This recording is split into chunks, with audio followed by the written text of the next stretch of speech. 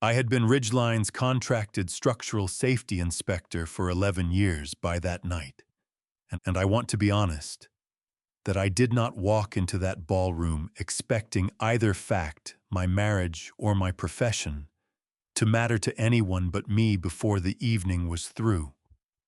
Nobody in that room expected what came next, least of all the men holding the plaque Corinne was about to receive. The lights above the stage burned white and steady, the kind of light that makes it hard to hide anything, including a face. The Ridgeline Preparatory Academy Centennial Gala had been 6 months in the planning. Corinne had overseen every detail herself, down to the color of the linen on 400 tables and the particular shade of gold thread stitched into the school crest hanging above the podium. I sat at table 1 closest to the stage in the navy suit she had picked out for me 3 weeks earlier. My son Beau sat on my right. My notebook, the old one with the cracked leather cover, sat in my breast pocket, exactly where it always sat, though I had no reason that night to think I would need it. The chairman of the board of trustees called Corinne's name a few minutes past 8. She rose from her seat 2 tables away, smoothed the front of her dress, and walked to the stage with the same practiced grace she used at every ribbon cutting, every fundraiser, every parent orientation I had watched her command for the better part of a decade. Before she reached the steps, she glanced down at the phone in her hand. It was a small thing, a flicker. Her jaw tightened for half a second, in a way I had never seen it tighten before a speech. And then the expression was gone, replaced so smoothly, I nearly convinced myself I had imagined it. She accepted the Lifetime Dedication Award with both hands. The audience applauded. I applauded. Beau applauded beside me, his eyes on his mother, the way they had been his whole life, full of a trust I had never once thought to question. Then Corinne stepped up to the microphone, and instead of the speech everyone in that room was braced to hear, she turned and found me at table 1. For 12 years, she said, her voice carrying clean and level across the ballroom, my husband told our family that money was tight. She let the silence stretch. 400 faces turned toward me at once. While I built this school's $4 million future with my own 2 hands, I did not move. I did not raise my hand to loosen my collar, though I wanted to. I sat with my spine straight, the way my father taught me to sit through anything. And I let the accusation land on me in front of every parent, every donor, every teacher who had ever shaken my hand at a school function and called me a lucky man. Somewhere behind me, a woman whispered something I could not hear and did not need to. The tone told me enough. Whispers moved through that ballroom the way water moves through a cracked foundation, quiet, then everywhere at once. I looked at Corinne. She did not look away from me. There was no tremor in her voice, no hesitation in the set of her shoulders, nothing in her face that resembled a woman confessing something true. It was the face of a woman performing a scene she had rehearsed, and rehearsed well, and I understood somewhere underneath the roar building in my own ears that I was watching a strike, not a breakdown. I thought absurdly of my father. 40 years ago, a man half his age had stood in front of a room of engineers and called him careless, in front of everyone he respected. Over a beam measurement my father had gotten exactly right. My father never said a word in his own defense that day either. He sat through it, and he carried it quietly for the rest of his life, and I used to believe that silence was a kind of strength. I did not say any of this out loud. Not then, maybe not ever until Beau. My son had gone very still beside me, his fork frozen halfway to his plate, his eyes fixed not on his mother, but on me. He was 15 years old, and he had the same habit I did of watching a situation longer than anyone expected before he moved. Then he moved.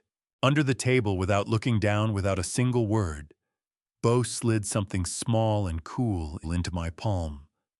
I closed my hand around it before I understood what it was. A flash drive, the kind that fits on a keychain, worn smooth at the edges as though it had been carried in a pocket for a very long time. He leaned toward me, his voice barely above the sound of the room. "Dad." He said it once, quiet enough that only I could hear it over the applause dying somewhere near the back tables. I saved everything. I did not ask him what he meant.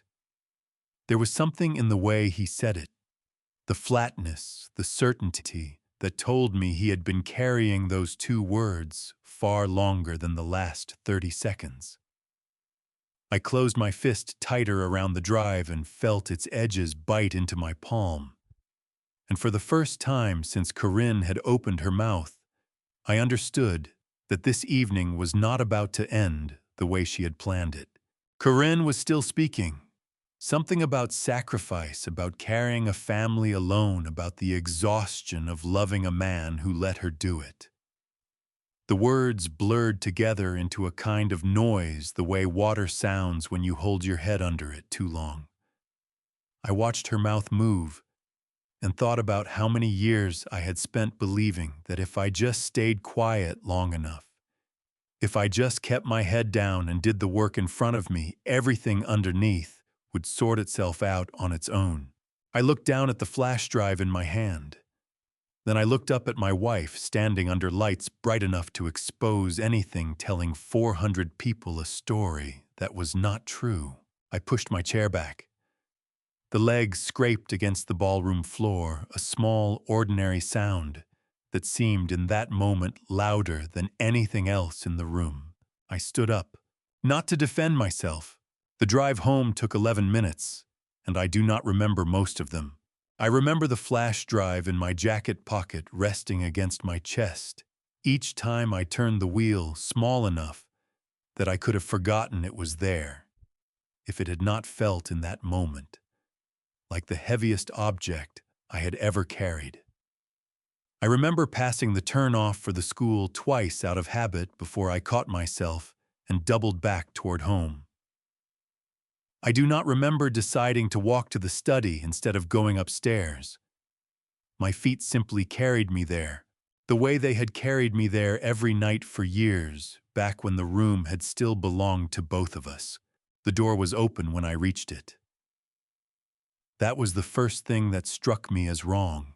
Corinne kept our joint files in the tall oak cabinet against the far wall. Tax records, the mortgage on the house, the folder of paperwork from 22 years of marriage that neither of us ever looked at unless something forced us to. I had watched her lock that cabinet every evening for as long as I could remember, a small ritual, the same way I checked the level on my workbench before I left the shop. That night, both cabinet doors stood open. The drawers had been pulled and emptied. Where a decade of receipts and statements had always sat in neat labeled folders, there was nothing but dust outlines on the bare wood. I ran my thumb along one of the outlines, a rectangle the exact size of the folder that held Beau's footprints from the week he was born, the one Corinne used to take out every year on his birthday, until the edges finally softened from handling. That folder was gone too. Whatever she had come home for, she had not been careful about it, and she had not been quiet. She had taken everything at once in the particular hurry of a person who has already decided there is no going back. I did not call out for her. I did not search the house. I stood in the doorway of that study for a long time, cataloging the empty shelves, the way I would catalog a cracked support beam quietly, without letting myself feel the size of what I was looking at yet. Corinne was not home.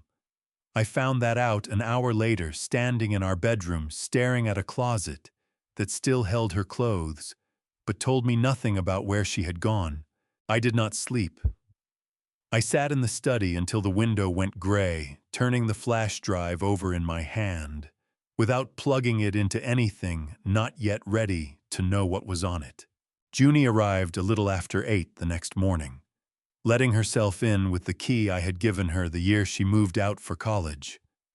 I heard her before I saw her, her heels sharp against the hallway floor, moving with a purpose that told me she had not come to check on me.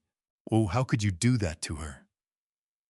She said it standing in the study doorway, not a question, her arms already crossed. In front of everyone, Dad, on the biggest night of her career. I didn't do anything, Junie. I sat at a table.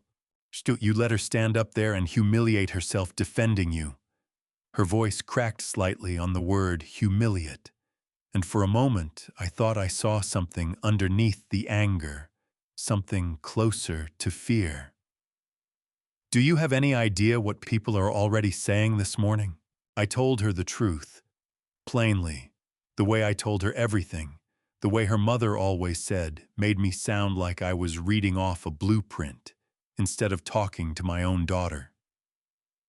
I told her the accusation was false. I told her I had never once told this family money was tight, that in 12 years I had never touched a dollar of the household accounts without her mother's full knowledge, that I did not know what $4 million future Corinne had described from that stage. Junie did not want the truth. She wanted her mother to still be the woman she had built her whole life around. She has sacrificed everything for this school, she said. 12 years, Dad. Do you know what people whisper about you at drop-off, about the accountant husband who never shows up to a single fundraiser? She said it like a fact. She had rehearsed long before. That morning, the kind of family story repeated so many times. It stops being memory and starts being scripture. I searched her face for the girl who used to ride on my shoulders through the hardware store, naming every tool before she could spell her own name, and found instead a young woman defending a version of me that had never once existed. I could have told her then about the reports I filed for that school twice a year, the beams I had personally certified, the mornings I spent under the auditorium before sunrise so no parent would ever see me and think the building unsafe. I did not say any of it. I sat with my hands folded on the desk and let my daughter believe what she needed to believe, because some old, tired part of me still thought silence was the kindest thing I had left to offer her. She told me, Junie said softer now almost to herself, that if I stood by her through this, really stood by her, there's a co-principal seat waiting for me next fall. The room went very quiet. I did not react the way I wanted to. I did not ask her when her mother had promised that, or why a promotion had come up in the same breath as a scandal that had not even happened yet, or why a woman defending her marriage from a stage would already be thinking about who filled her office down the hall. I only nodded slowly and watched my daughter's face for the half-second where she seemed to hear herself, and then watched it close again before she could follow the thought any further. I need you to apologize to her, Junie said, publicly, before this gets any worse. I did not tell her I suspected nothing about her mother's honesty had anything to do with ill will toward me. I did not tell her what I actually believed, which was that Corinne was afraid of something far larger than an argument between a husband and wife. And that fear like that does not perform on a stage without a reason. I kept it folded inside me the way I kept everything, and I let Junie leave the study without an answer because I did not yet trust myself to give her the right one.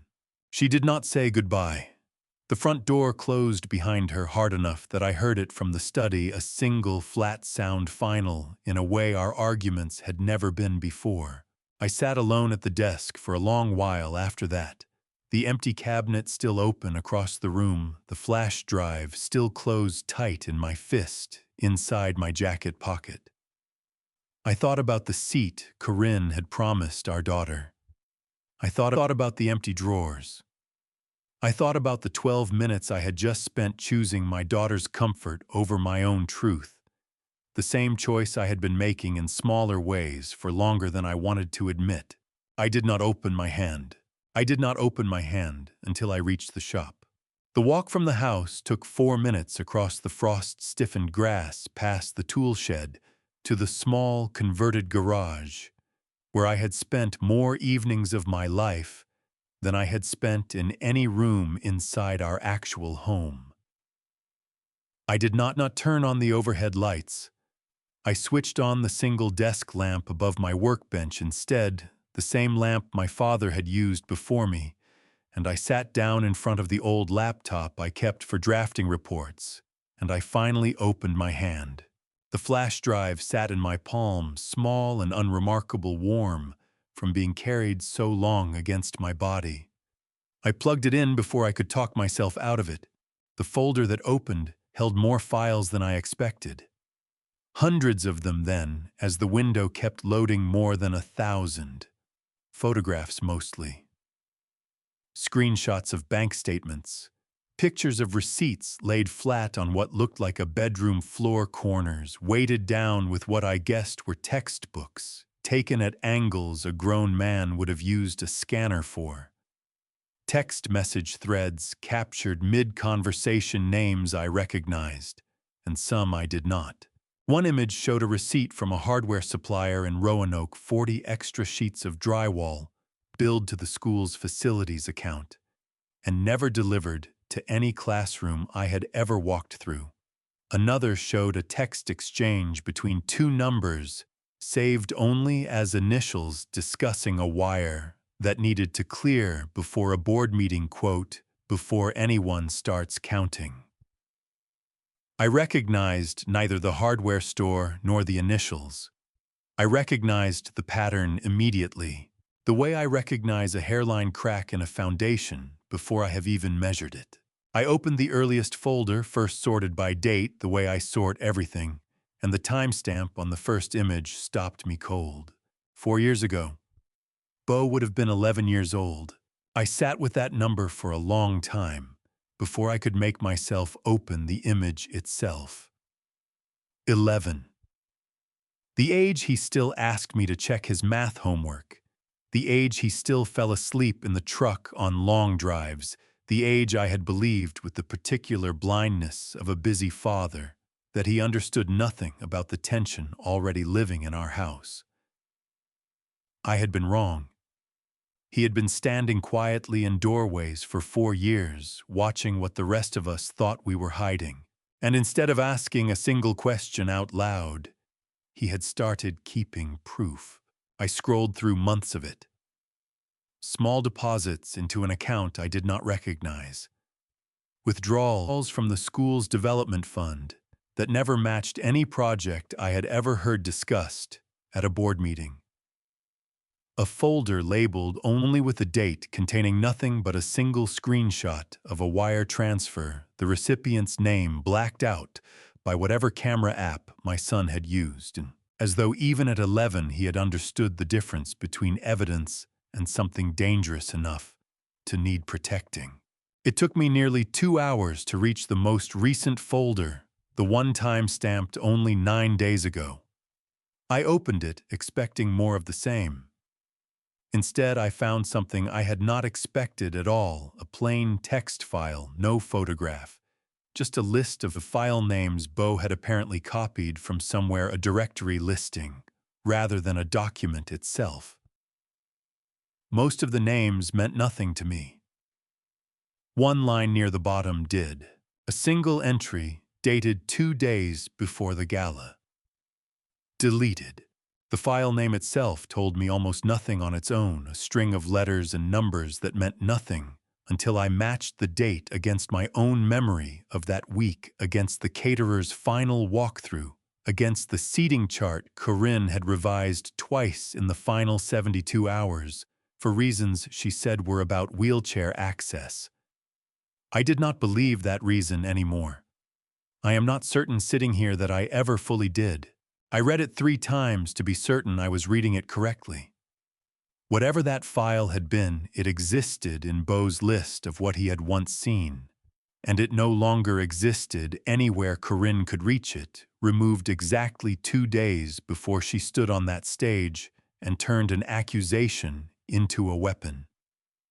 That was not the timing of a woman caught off guard. That was the timing of a woman who already knew before she ever opened her mouth into that microphone that the ground under her was cracking, and had decided the fastest way across a cracking floor was to push someone else through it first. I did not move for a while after that. The lamp above the workbench hummed the way it always had, a low, steady sound. I had stopped hearing years ago the same way you stop hearing your own heartbeat. Somewhere outside past the garage window, a dog barked twice and went quiet. I picked up the level from its hook on the pegboard without meaning to turn it once in my hand and set it back exactly where it had been. The furnace in the corner clicked on. Cold air moved past my ankles from the gap under the garage door, carrying with it the faint particular smell of cut pine that had lived in this shop as long as I had. I sat with my hands flat on either side of the laptop, not typing, not scrolling, simply sitting inside the particular stillness that comes after understanding something you cannot yet undo. I thought about my son, at 11 years old, alone in his room, deciding on his own that the truth was worth keeping, even when no one had asked him to keep it. I thought about how many nights I must have walked past his closed door on my way out to this shop, believing I was protecting him by staying quiet about my own suspicions, never once imagining that he was doing the exact same thing on the other side of that door at half my age, with none of my excuses. I remembered specifically a Tuesday 2 winters ago, when Beau had asked to borrow my phone charger, and I had waved him off without looking up from a set of blueprints spread across the kitchen table. He had stood there 3 extra seconds before he left the room. I had not thought about that moment again until tonight, and now I could not stop wondering how many other 3-second pauses I had missed entirely, mistaking a boy's silence for nothing more than a teenager's disinterest. I had spent 40 years believing that silence held carefully enough could be its own kind of protection. I had learned that from a man who died still believing it. I did not know, sitting in that garage with my son's 4 years of proof glowing on the screen in front of me, whether I had passed something useful down to Beau, or whether I had simply taught him far too young exactly how much a person can carry alone before anyone else notices they are carrying it.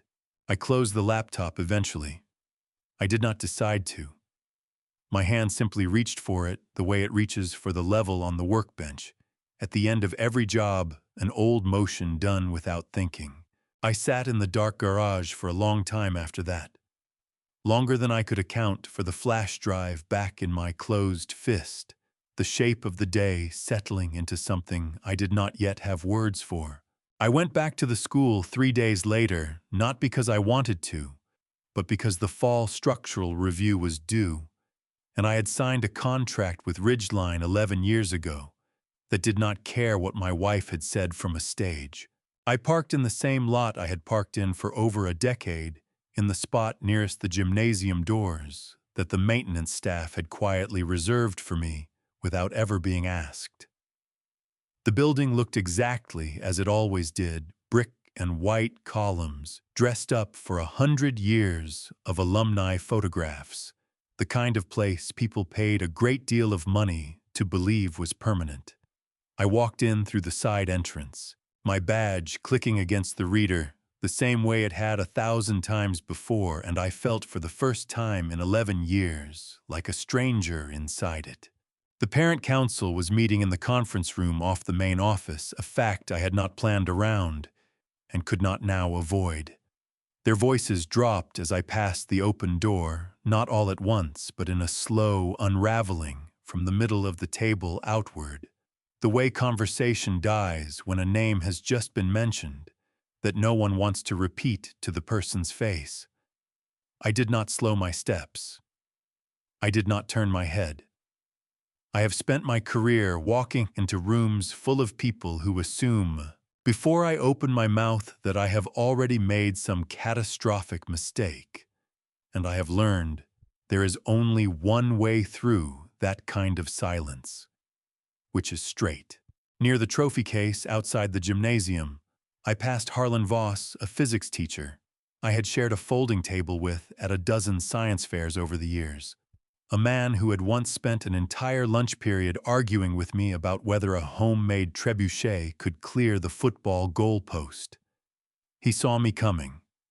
He looked down at the stack of papers in his arms, adjusted his grip on them with unusual care, and turned toward the nearest doorway before I reached him, disappearing into a classroom that, as far as I knew, was not his.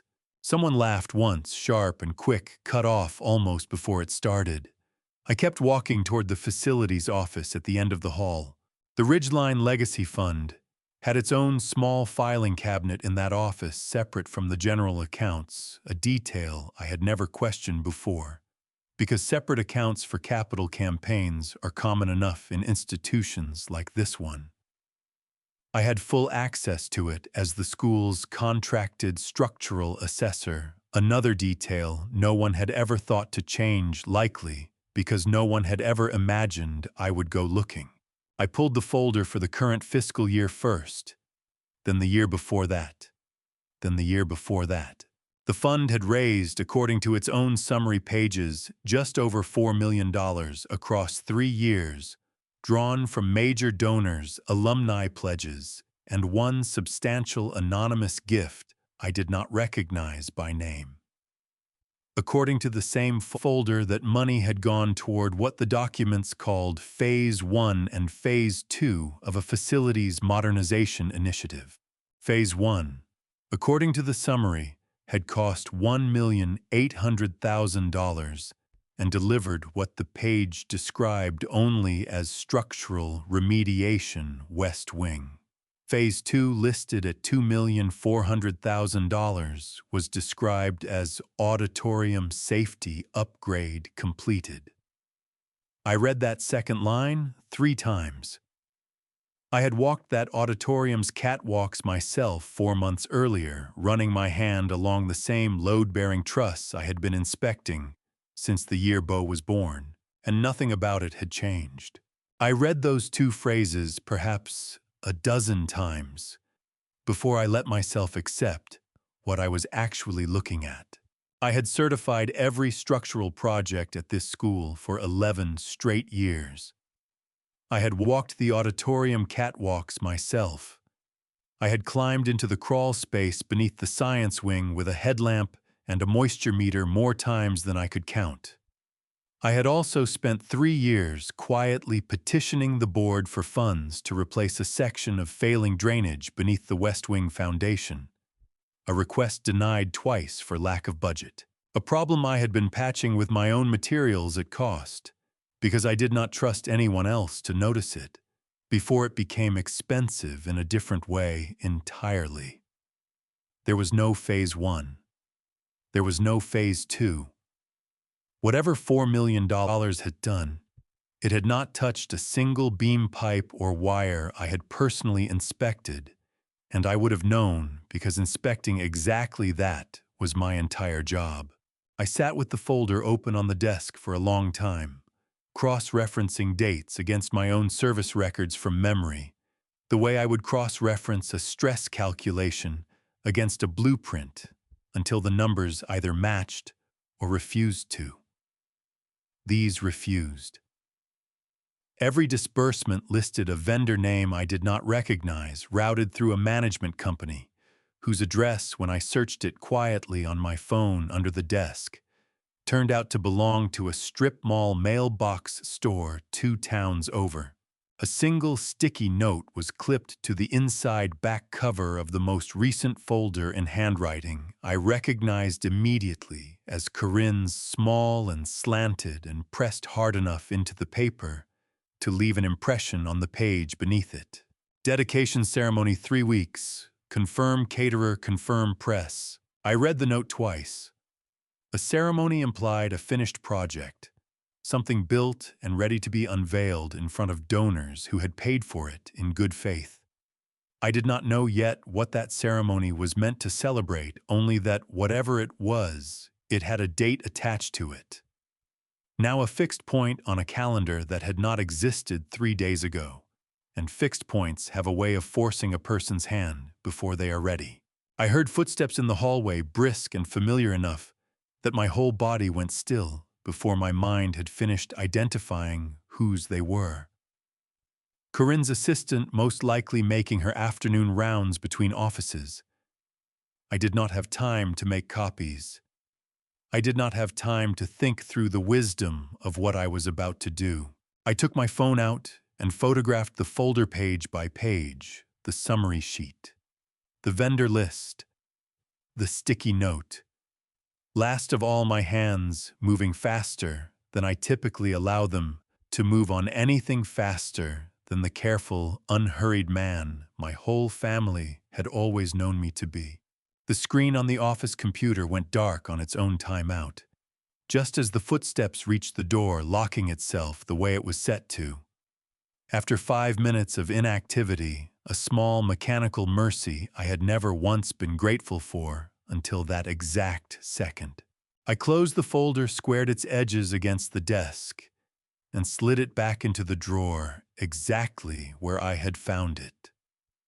My heart doing something in my chest I had not felt it do in years, not since a bridge inspection early in my career when a support cable had given way 6 feet from where I was standing.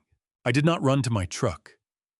I made myself walk the way I always walked, level and unhurried, past the trophy case, past Harlan's closed door, out into the gray afternoon light, carrying in my pocket a phone full of photographs that had just turned a school ceremony 3 weeks away into something I no longer knew how to sit through quietly. I did not go home directly.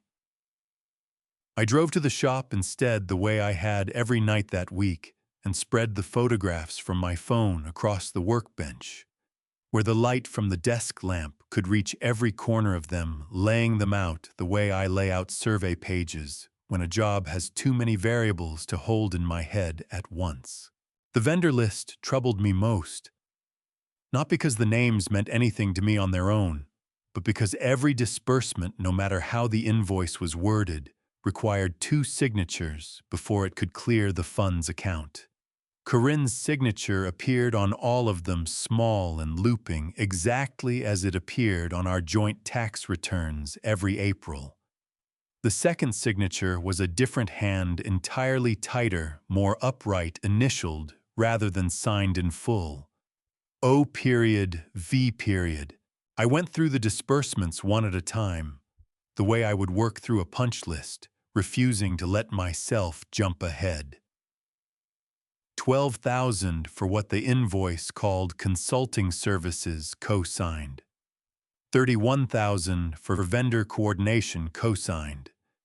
A payment of nearly $90,000, the largest single line on the page, listed only as project oversight fee, and co-signed in that same tight, upright hand every time without a single exception, across 3 years of records.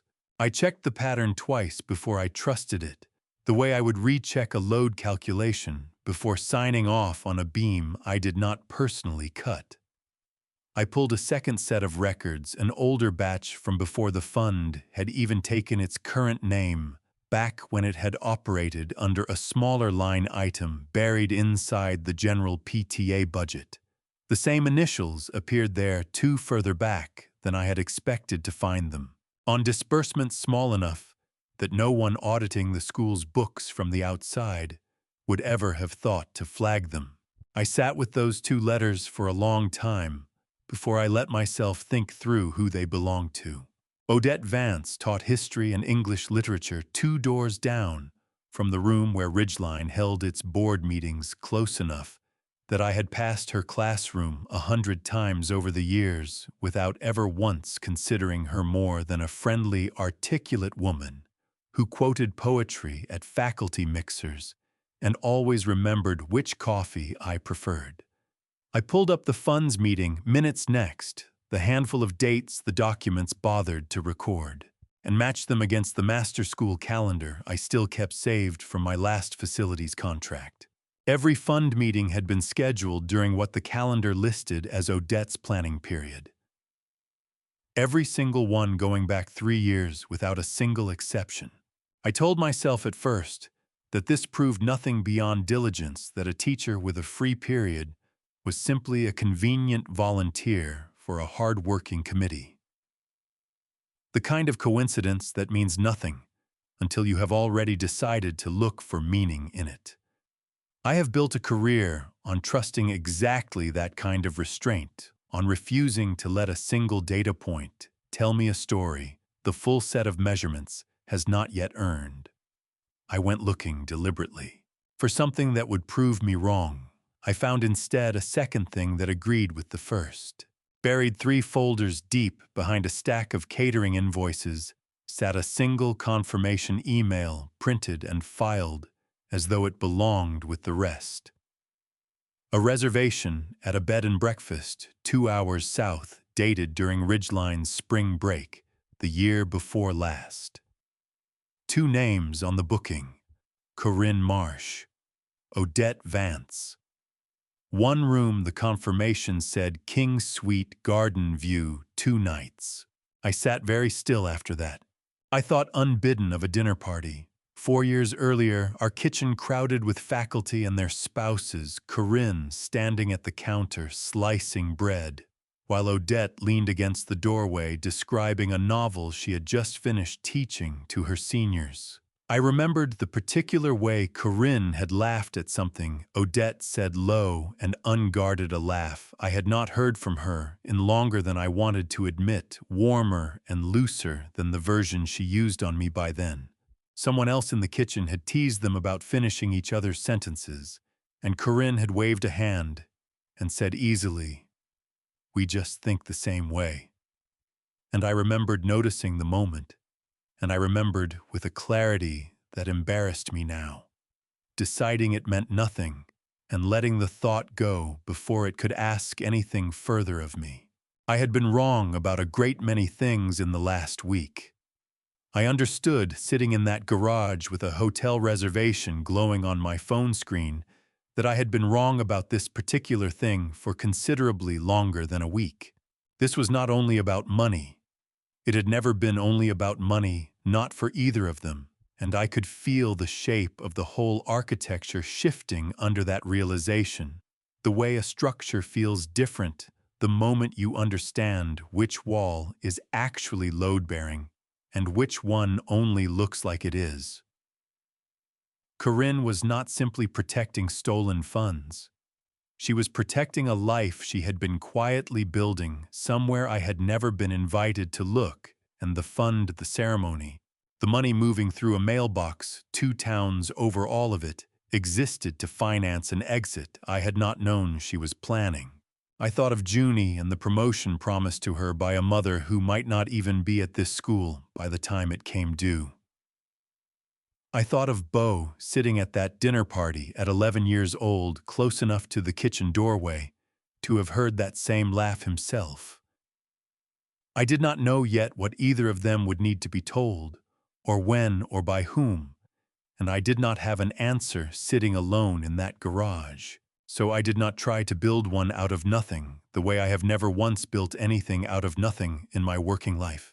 What I did have for the first time since Corinne had stepped up to that microphone was a shape. Not a full picture yet, but the outline of one, the way a foundation survey gives you the outline of a building before a single wall goes up. Money moving through a false initiative. A second signature belonging to someone bound to Corinne by more than a shared committee. A ceremony scheduled 3 weeks out that would either bury all of it under applause or, if I did nothing, hand a fabricated legacy to a room full of donors who trusted the wrong name on every check they had written. I reached for the level on the pegboard without deciding to. I set it down flat on the workbench in front of me, watched the small bubble drift and settle between its lines, and did not say a single word out loud, not to the empty garage, not to myself. There was nothing level about any of it. I understood that better than anyone in this story was going to.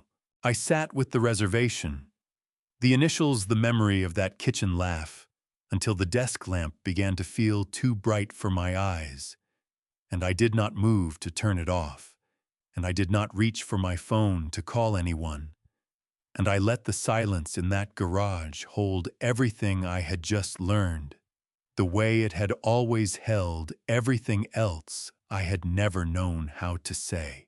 I was not in the room for what happened next.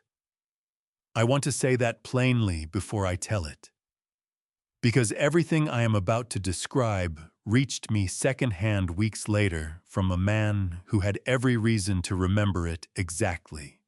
Desmond Cole told me this story slowly, over 2 different conversations, the first only fragments. He was still too frightened to finish the second days. Later, the whole of it laid out in the flat, careful voice of a man giving testimony rather than confessing a memory. By the time he finished, the details matched the paper trail closely enough that I no longer doubted a word of it. Desmond had worked in Ridgeline's finance office for 6 years by then, ever since he had left a larger accounting firm in Richmond, to raise his daughter somewhere quieter, somewhere he could coach her soccer team on weekends without missing half the season to travel. He was not a man built for confrontation. He kept a small photograph of his daughter taped inside his desk drawer, not framed, not displayed, just taped there where only he would see it when he reached for a stapler. A private reminder, he told me once, of exactly why he did not take unnecessary risks with his job. That Thursday had already felt wrong to him before Odette ever appeared in the doorway. Corinne had canceled her usual afternoon rounds without explanation. 2 board members he rarely saw together had been spotted in the parking lot an hour earlier, deep in a conversation that stopped the moment a passing teacher waved hello. Desmond told me he had chalked it up to Gala, planning to the ordinary static of an institution under pressure before a big event, and had gone back to his invoices without giving it another thought, until the voices through the wall gave him a reason to. Corinne's office sat at the end of the administrative wing, all warm wood and framed photographs of donor luncheons, the kind of room built to make a visitor feel like the most important person the school had ever met. A wall of glass separated it from the small finance office next door, thin enough, Desmond said, that on quiet afternoons he could hear the printer in her office finish a job before his own machine had even registered the print request. According to Desmond, Odette arrived there on a Thursday afternoon without an appointment, closing the door behind her, before she had even said hello. But someone pulled the West Wing files, Odette said, according to Desmond's account, her voice low even though the door was already shut. Physical folders, not the digital copies. Someone with cabinet access. Corinne did not look up right away from the papers on her desk. When she did, her expression carried none of the warmth she wore in the hallways, none of the careful graciousness donors paid thousands of dollars a plate to sit near. How do you know? Because I filed them myself in order, and yesterday they weren't. The 2 women sat with that fact between them for a long moment, according to Desmond, who had heard the exchange through a wall thinner than either of them apparently realized, standing in the finance office next door with a stack of invoices he had stopped pretending to sort through the second their voices dropped. It could be nothing, Corinne said eventually.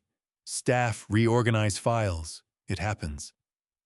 It could also be someone building a case, Odette said.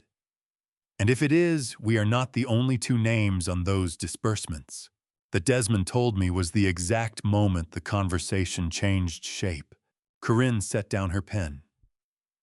She asked Odette in a tone Desmond described as almost gentle, almost thoughtful, whether the fund's oversight fees had ever required more than 2 signatures. Odette said no, only the 2, the way it had always been. Corinne asked whether anyone else in the building had ever handled those particular disbursements, directly processed, the wire confirmations reconciled the fund against the general ledger each quarter. There was a silence after that question. Desmond said long enough that he had stopped breathing to hear through it. Desmond, Odette said. Desmond won, Corinne repeated, and something in the way she said his name, flat and considering, told Desmond everything he needed to know about what was coming, though he did not yet understand how far it would go. Corinne began to build it out loud, according to what Desmond pieced together later from fragments he caught before he finally forced himself to walk away from the wall. Desmond had processed every wire himself at Corinne's own direction for 3 straight years. Desmond had access to the routing numbers, the vendor accounts, the reconciliation software that no one else in the building fully understood. Desmond had in fact flagged 2 disbursements as unusual 18 months earlier, a fact that could easily be reframed, Corinne pointed out, as the moment a dishonest man began covering his own tracks, rather than the moment an honest one noticed something wrong. He's careful, Odette said. He keeps records of everything. Good, Corinne said. Careful men make convincing suspects. Nobody believes a sloppy person planned anything. Odette asked what would trigger it, and Corinne answered without hesitation, as though she had already sketched the shape of the plan, somewhere private long before that afternoon. A discrepancy in the fund's next reconciliation, small enough to look accidental, large enough to require an explanation. A vendor invoice resubmitted under a slightly altered account number, close enough to Desmond's own initials on the authorization line that no board member glancing at it quickly would think to question it. The timing mattered most, Corinne said.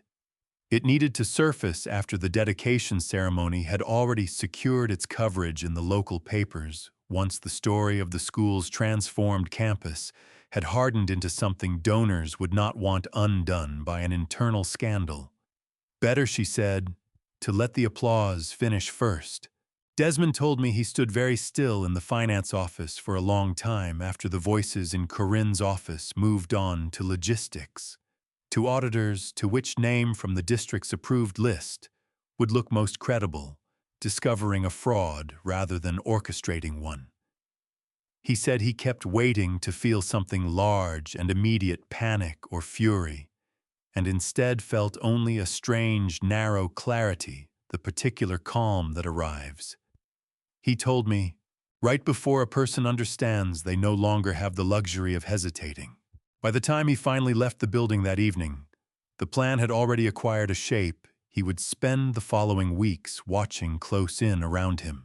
He drove home with both hands too tight on the wheel, replaying the printer's hum through the wall, the particular ease in Corinne's voice when she said his name, the way an entire 6-year career could apparently be rewritten in the space of a 15-minute conversation he had not been invited to attend.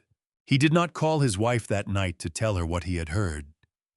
He told me later that some instinct, one he could not fully explain even in hindsight, had warned him against it before he understood why. He decided instead to wait to watch and to start keeping his own quiet record of everything he saw from that point forward, a habit that would matter more than he could have guessed that Thursday evening. Desmond Cole found me in the school parking lot on a Tuesday evening, 9 days after that conversation he had overheard through the wall, though I did not learn the exact date of it until much later. I was loading a level and a stack of inspection forms into the bed of my truck when he approached, moving with the particular caution of a man checking, without appearing to check, that no one else was watching him do it. I had spoken to Desmond perhaps a dozen times over the years, mostly in passing, mostly about invoices that needed my signature before the finance office could process them. I did not know him well. I knew him well enough to recognize, the moment he stopped a few feet from my tailgate, that something had changed in him since the last time we had spoken. The lot had mostly emptied out by then, only a handful of cars left under the sodium lights. The after-hours quiet of a building that spends its days full of children and its evenings pretending it was never occupied at all. I had chosen that hour on purpose, arriving late enough that the staff who still avoided my eyes in the hallway would already be gone. I had not expected company, so Mr. Marsh. He said it quietly, glancing once toward the administrative wing behind him, its windows already dark for the evening. "Do you have a minute?" I told him I did. I did not ask why not yet. I had learned enough in the last 2 weeks to know that people carrying something heavy rarely arrive at the point of it quickly, and that rushing them only teaches them to say less. "I heard what happened at the gala," he said. "Everyone heard. I want you to know I never believed a word of it." I nodded and waited.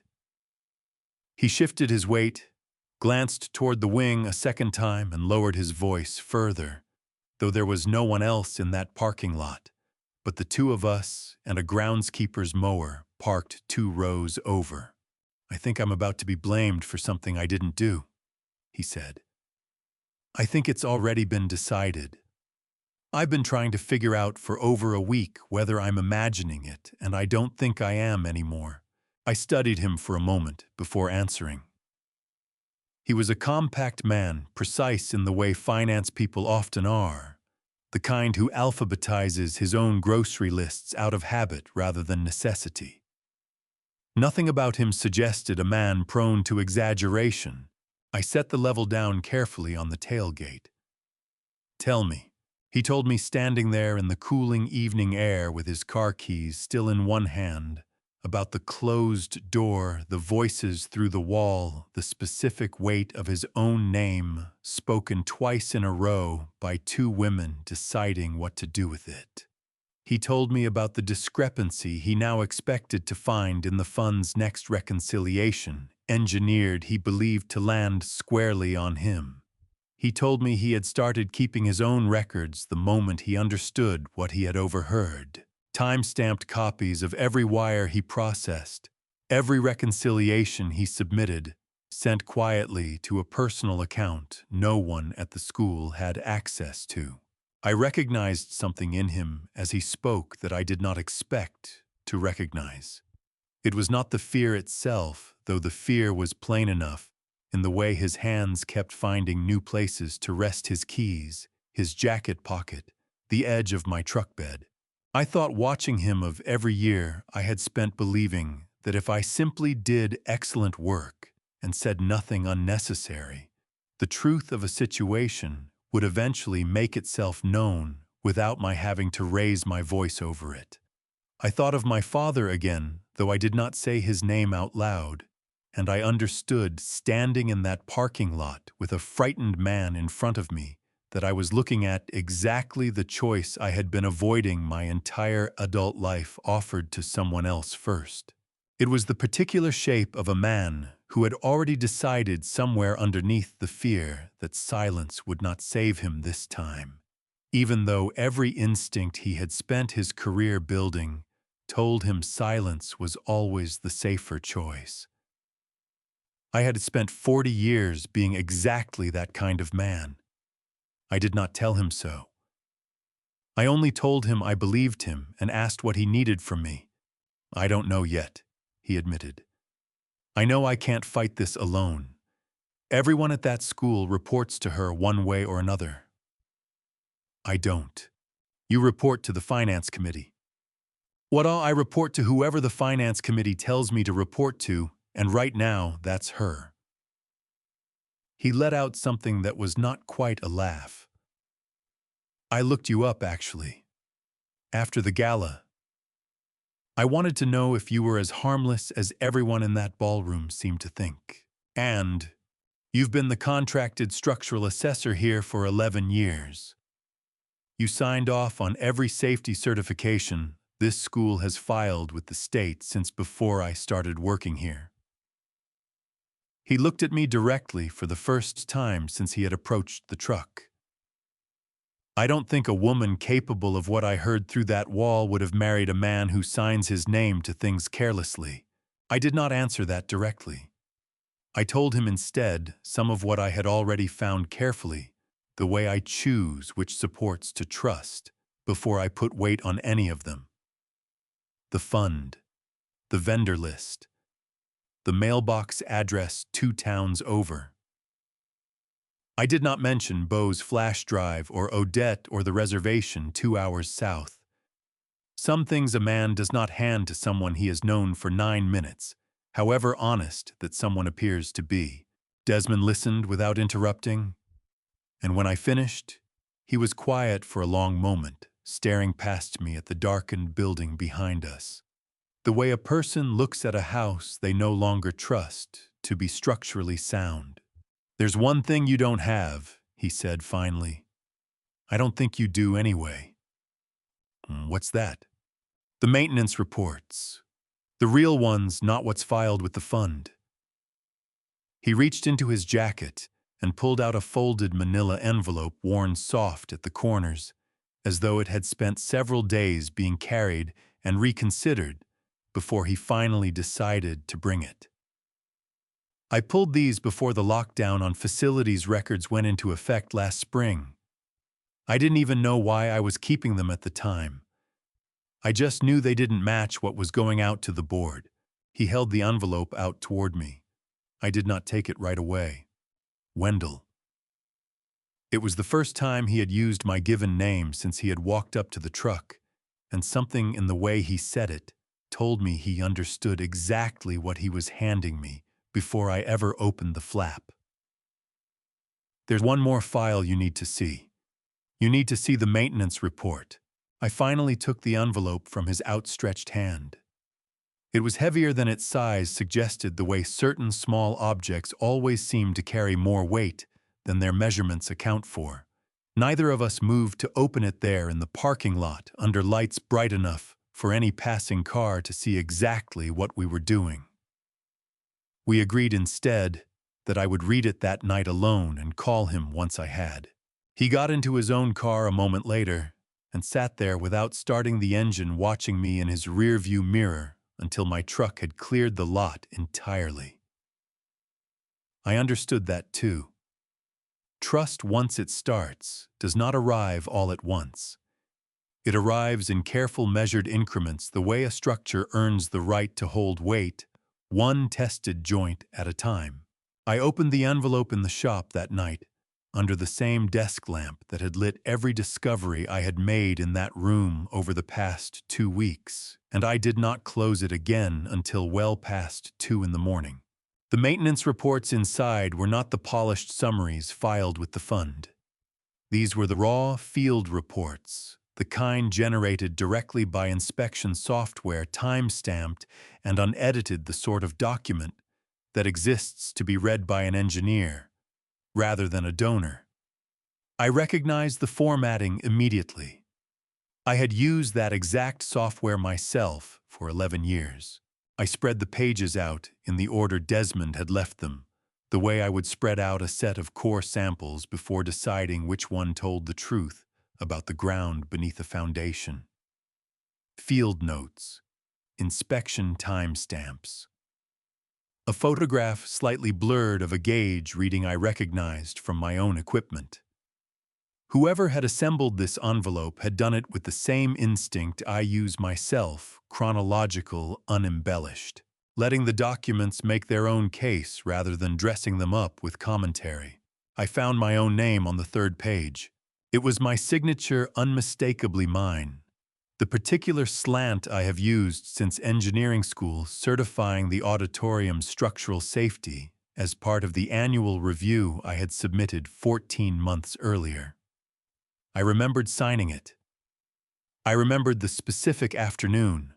A Thursday in early autumn, remembered noting a hairline stress fracture along the western load-bearing truss above the stage minor well within tolerance, flagged only as a line item to monitor at the next annual inspection, rather than anything requiring immediate action. I remembered writing that recommendation myself in my own words in the version I submitted. The version in front of me now read differently.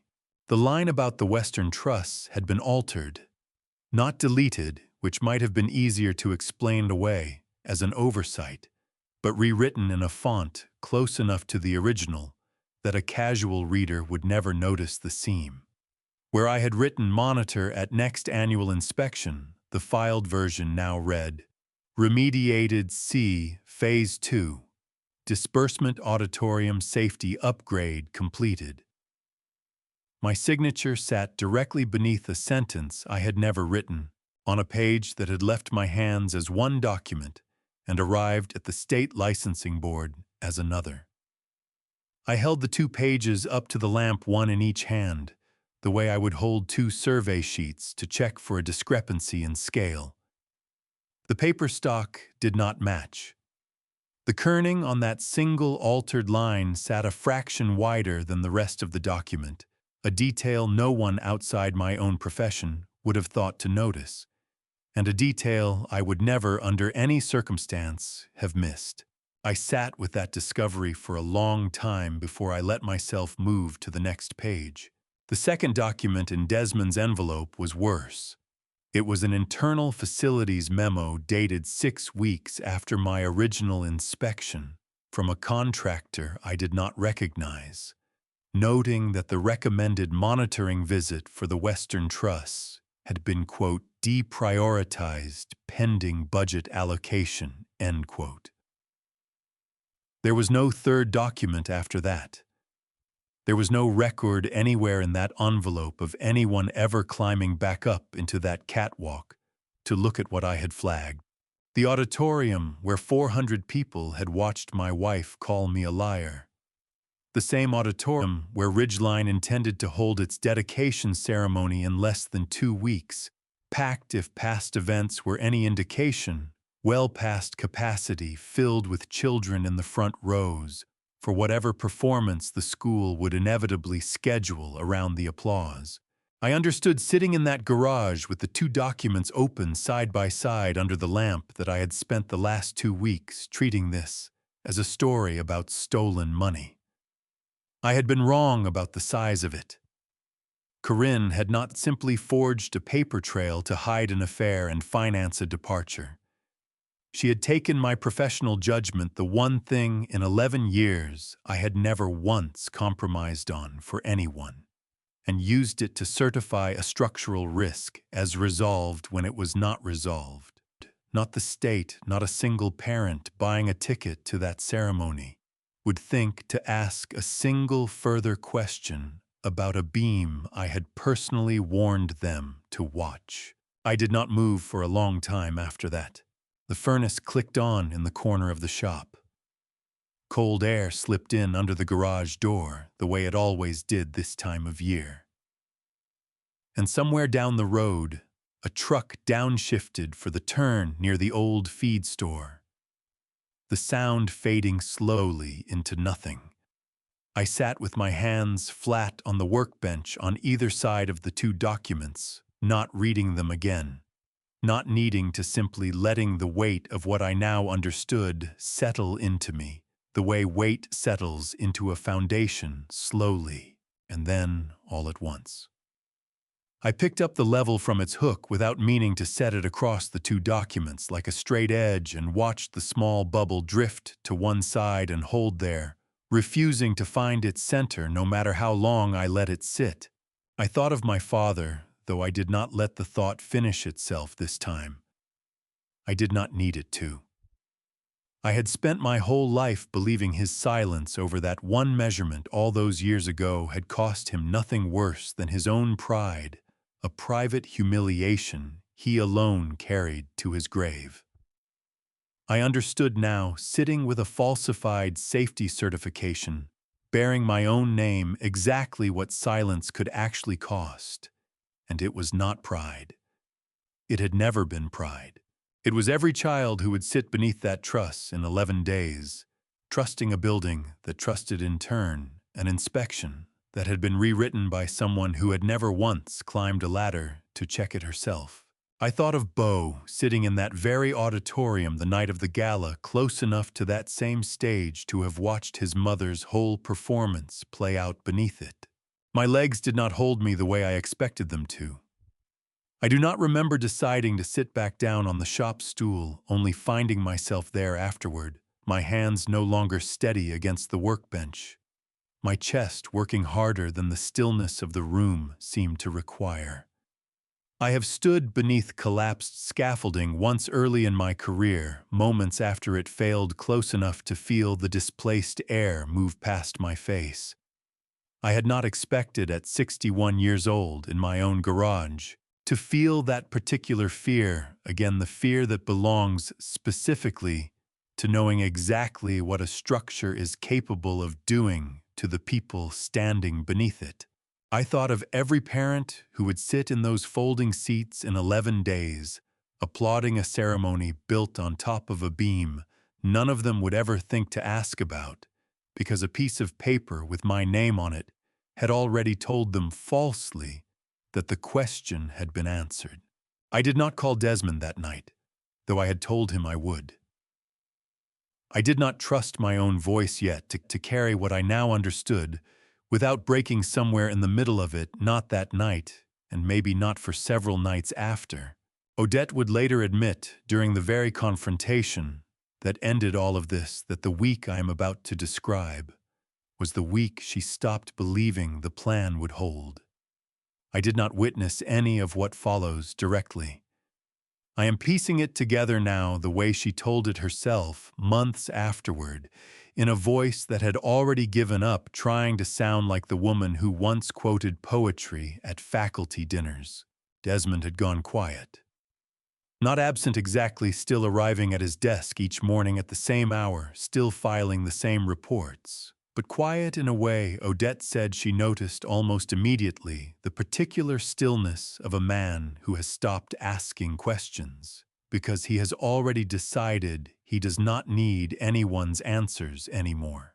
She raised it with Corinne twice that week, once over coffee in the teacher's lounge, before the first bell, once in a hurried phone call between classes.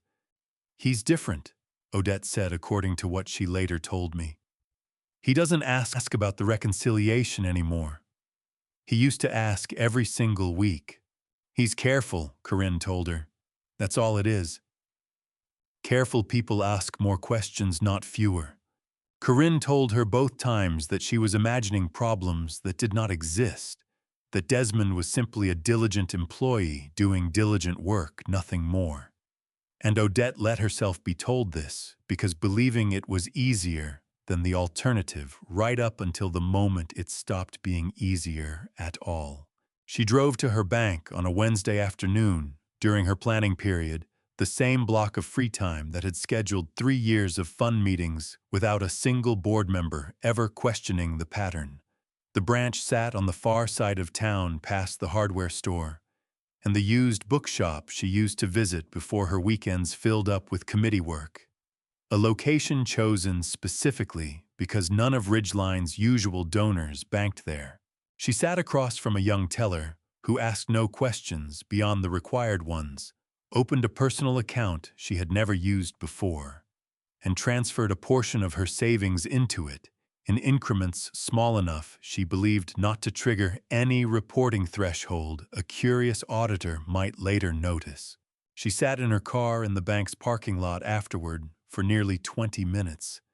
She told me, watching the automatic doors open and close for other customers, unable to make herself turn the key in the ignition. She had never in her life kept a secret from a partner that involved money.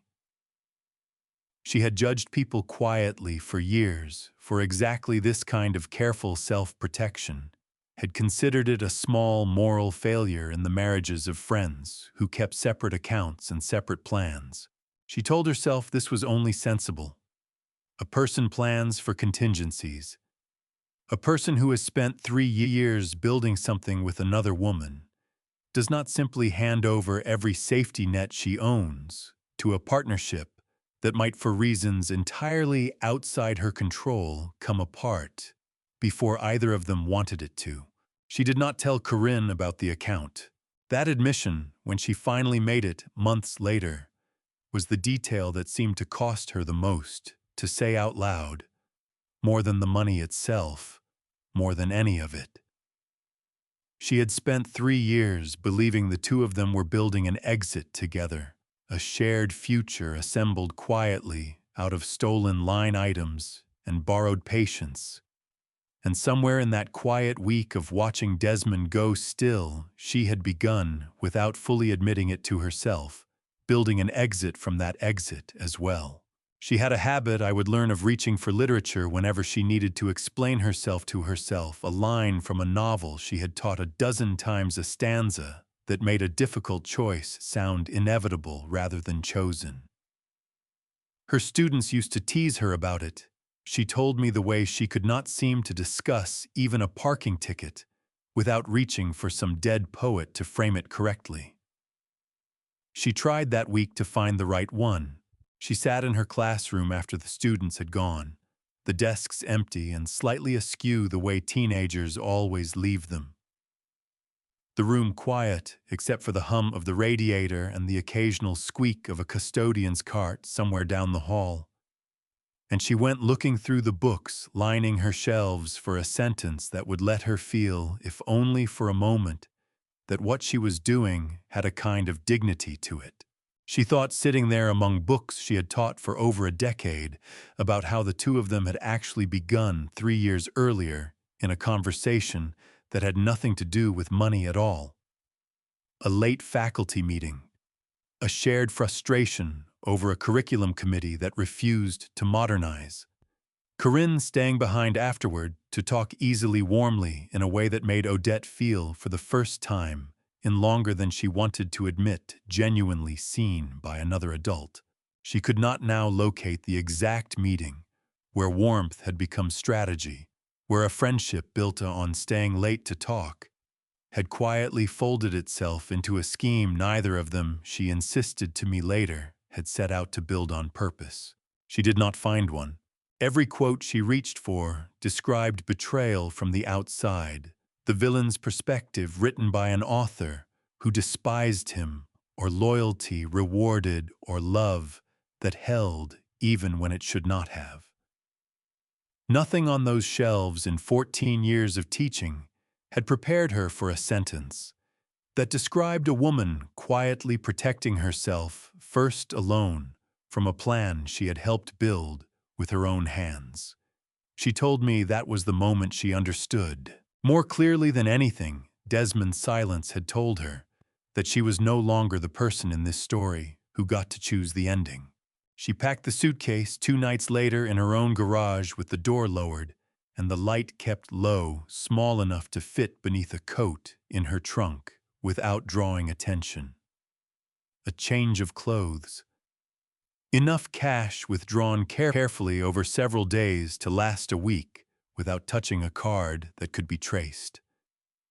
A single paperback she had read so many times, the spine had softened, tucked in almost as an afterthought, as though even now she could not fully let go of the habit of needing something to quote from later. She did not pack it while thinking of Corinne specifically. She told me months afterward that she packed it while thinking mostly of herself, of the version of her own life she still believed, somewhere underneath everything else, she might still be able to protect. She noticed packing that suitcase that her hands were steadier than she expected them to be. That frightened her more than shaking would have. Somewhere in the last 3 years, she realized she had become a person capable of doing something like this, calmly, methodically, the same way she once graded a stack of essays, and she did not know any longer whether that steadiness belonged to the woman who had walked into that faculty meeting 3 years earlier, or to someone else entirely who had been quietly assembling herself in the meantime. She closed the trunk quietly. She did not tell anyone what was inside it, not even the woman she had spent 3 years building a future with. And she drove home that night already rehearsing without knowing it. Yet the first version of the story she would eventually tell a room full of strangers to save whatever was left of herself. Junie told me this part herself months later, on the first evening she stayed long enough after visiting to actually sit down for dinner, the two of us at the same kitchen table where she had once told me she believed her mother over me without a moment's hesitation. She told it slowly that night, looking mostly at her plate rather than at me the way a person tells a story they have rehearsed alone many times, before finally saying it out loud to someone else. She had been assembling the fund's annual donor impact report that week, the glossy document Ridgeline mailed each spring to every family who had ever written the school a check full of photographs of smiling students and careful paragraphs about stewardship. It was tedious work, mostly cross-referencing pledge totals against acknowledgement letters, making sure no donor's name was ever misspelled above a dollar figure they had been generous enough to give. She had done this same report 3 years running. She knew she told me exactly how it was supposed to look when everything matched. Her office sat 2 doors down from the one Odette used for her free periods, close enough that Junie could sometimes hear her laughing through the wall at something on a screen, close enough that the two of them had developed the easy familiarity of people who share a hallway without ever needing to schedule time together. She did not think of that proximity as significant that week. She had no reason yet to think of anything in that building as significant beyond the report sitting open in front of her. She noticed the discrepancy on a Tuesday afternoon, she said not because she was looking for, but because she has always had our particular family habit of noticing when two numbers that are supposed to match do not. An inheritance she used to resent growing up whenever I corrected her math homework twice instead of once. A donor's pledge card listed a gift of $100,000, designated specifically for the auditorium safety upgrade the fund had been publicizing for over a year. The acknowledgement letter on file thanked the donor for a gift of $62,000 instead. She assumed at first a clerical error, the kind she corrected weekly without a second thought. She pulled the donor's full giving history to check and found the same pattern repeated twice more across different names, different years, always the same shape, a pledge card promising one figure, an acknowledgement letter thanking the donor for a smaller one. The difference between the two never explained anywhere in the file, no memo, no adjustment note, nothing at all. She sat with those 3 folders open on her desk for a long time before she let herself think about what they might mean. She got up once, made herself a cup of tea in the small kitchenette down the hall, and came back to find the folders exactly as she had left them, as though some part of her had hoped they might have resolved themselves in her absence, the way a hard problem sometimes does after you stop staring directly at it. And then, unbidden, she told me she remembered something her mother had said to her weeks earlier in the study the morning after the gala. If you stand by her through this, really stand by her, there's a co-principal seat waiting for you next fall. She had not thought about that sentence again since the day she said it to me in anger, certain at the time that it proved nothing beyond her mother's confidence in her, a mother rewarding loyalty the way any mother might. Sitting at her desk, with 3 mismatched folders in front of her, the sentence returned to her with a different weight entirely. The kind of weight a sentence only gains once you have accidentally learned something it was never supposed to be measured against. She told me she felt something specific in that moment, something she struggled to name even months later. Not suspicion of her mother exactly, not yet, not fully. Something closer to a cold, small doubt about her own position in all of it, a sudden awareness that a promotion offered in the same breath as a plea for loyalty might have been less a gift than a down payment on something she had not yet agreed to. She did not call her mother that afternoon. That detail, she told me, was the one that surprised her most about herself looking back. Every instinct she had built over 27 years told her to pick up the phone immediately, the way she always had. Whenever a question came up at work, certain her mother would have a simple, reasonable explanation, the way she always did, the way she had explained away every hard question Junie had ever brought to her since childhood. She reached for her phone twice that afternoon. Both times, she set it back down without dialing, and she could not, sitting there in her own office, fully explain to herself why.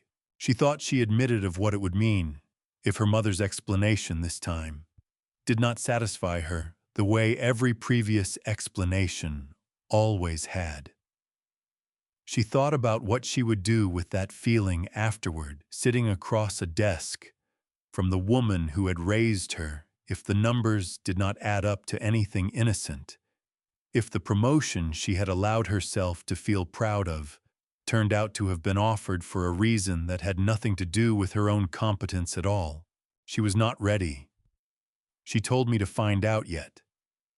She said it felt in that moment less like protecting her mother and more like protecting the version of herself who still believed she had earned every good thing that had come to her honestly. She told me that night at the table that this was the first time in her life she could remember choosing not to ask a question, specifically because she was afraid of the answer, and that the fear itself had frightened her, almost as much as anything the folders might have contained, because it told her something about how much she had already, without meaning to, begun protecting instead of trusting. She photocopied the 3 folders instead carefully on the machine in the corner of the development office that no one else used much after 4 in the afternoon. She folded the copies into thirds and slid them into the bottom drawer of her own desk, beneath a stack of old newsletters. She never had reason to move in the kind of hiding place that only works because no one imagines a person would ever need one there. She did not tell her father. She did not tell her mother. She did not tell anyone that week that a small, careful part of her had already begun keeping a file of her own, separate from every loyalty she still believed on most days that she owed. I did not know any of this, while it was happening, sitting in my own shop 2 miles away, believing my daughter had already decided permanently which parent she trusted. I would not learn how close she had come that same week to standing beside me instead, until long after the part of the story that mattered most had already finished happening without either of us. 9 days passed after I understood what had happened to that truss, and I did nothing with what I knew. I want to be honest about that stretch of time, because I have spent the rest of my life since then being asked in one form or another why I waited as long as I did, and the true answer is less noble than anyone wants to hear. I had enough by then. I had the fund records, the maintenance reports, my own forged signature, Desmond's testimony, everything a person would need to walk into the superintendent's office and end this in a single afternoon. I told myself I was still verifying details. I told myself a man in my position does not act on anger, only on certainty. Both of those things were true, and neither of them was the real reason I sat in that garage night after night doing nothing at all. I went to work each of those 9 mornings. I filed a routine inspection for a middle school 2 counties over unrelated to any of this, and I remember standing on its roof in the cold, checking a flashing detail around a chimney, grateful for a problem I could solve completely with my own 2 hands before lunch. I came home each evening, ate whatever I could put together, standing at the counter, and drove out to the shop where the banker's box sat open on the floor, exactly where I had left it waiting. The real reason had a name, and her name was Junie. I kept picturing the conversation I would eventually have to have with her, the moment I would need to tell my daughter that her mother had not only lied to a room full of people but had knowingly let a compromised truss sit unrepaired above 400 folding chairs. And beneath that conversation, underneath every version of it I rehearsed in my head, sat a single unbearable possibility. That she would not believe me. That she would choose Corinne again, the way she had already chosen her once, and that this time there would be no coming back from it. No eventual dinner at my table, no slow thaw. I had already lost a wife to whatever this had become.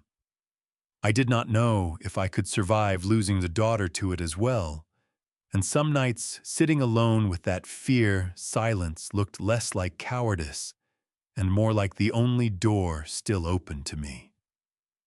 I pictured more than once a version of the future where I said nothing at all, where the ceremony went forward, where Corinne and Odette eventually vanished into whatever life they had been quietly building, and where Junie in that version never had to choose between us, because there was never anything for her to choose. It was a coward's future. I understood that even as I built it in my head, and I built it anyway more than once because the alternative future had a shape I could not yet make myself look at directly. The call came on a Tuesday night a little after 11 from a number I did not recognize. I almost let it go to voicemail. Something in me, some old instinct built from years of late-night calls about failed inspections, made me answer it instead. Mr. Marsh. The voice was male, unfamiliar, deliberately flat, the kind of flatness a person adopts when they do not want to be identified by the particular music of their own speech. The dedication ceremony has been moved up. It's happening in 4 days, not 3 weeks. They're announcing it tomorrow morning. Who is this? The line went dead before I finished the question. I stood in my kitchen for a long time after that. The phone still warm against my palm, running through every name it might have belonged to. Desmond disguising his voice out of some new fear I did not understand. A board member who had caught wind of something and wanted it stopped, without their own name attached to stopping it. I never learned who made that call. I have my suspicions, and I have chosen for reasons that will make sense later not to chase them. I sat down at the kitchen table without turning on the overhead light. The phone still in my hand. The house around me holding the particular silence of a home no one else lives in anymore. 4 days had a way of collapsing every careful plan I had been building into something much smaller and much more urgent, a countdown I had not asked for and could not now refuse. 4 days.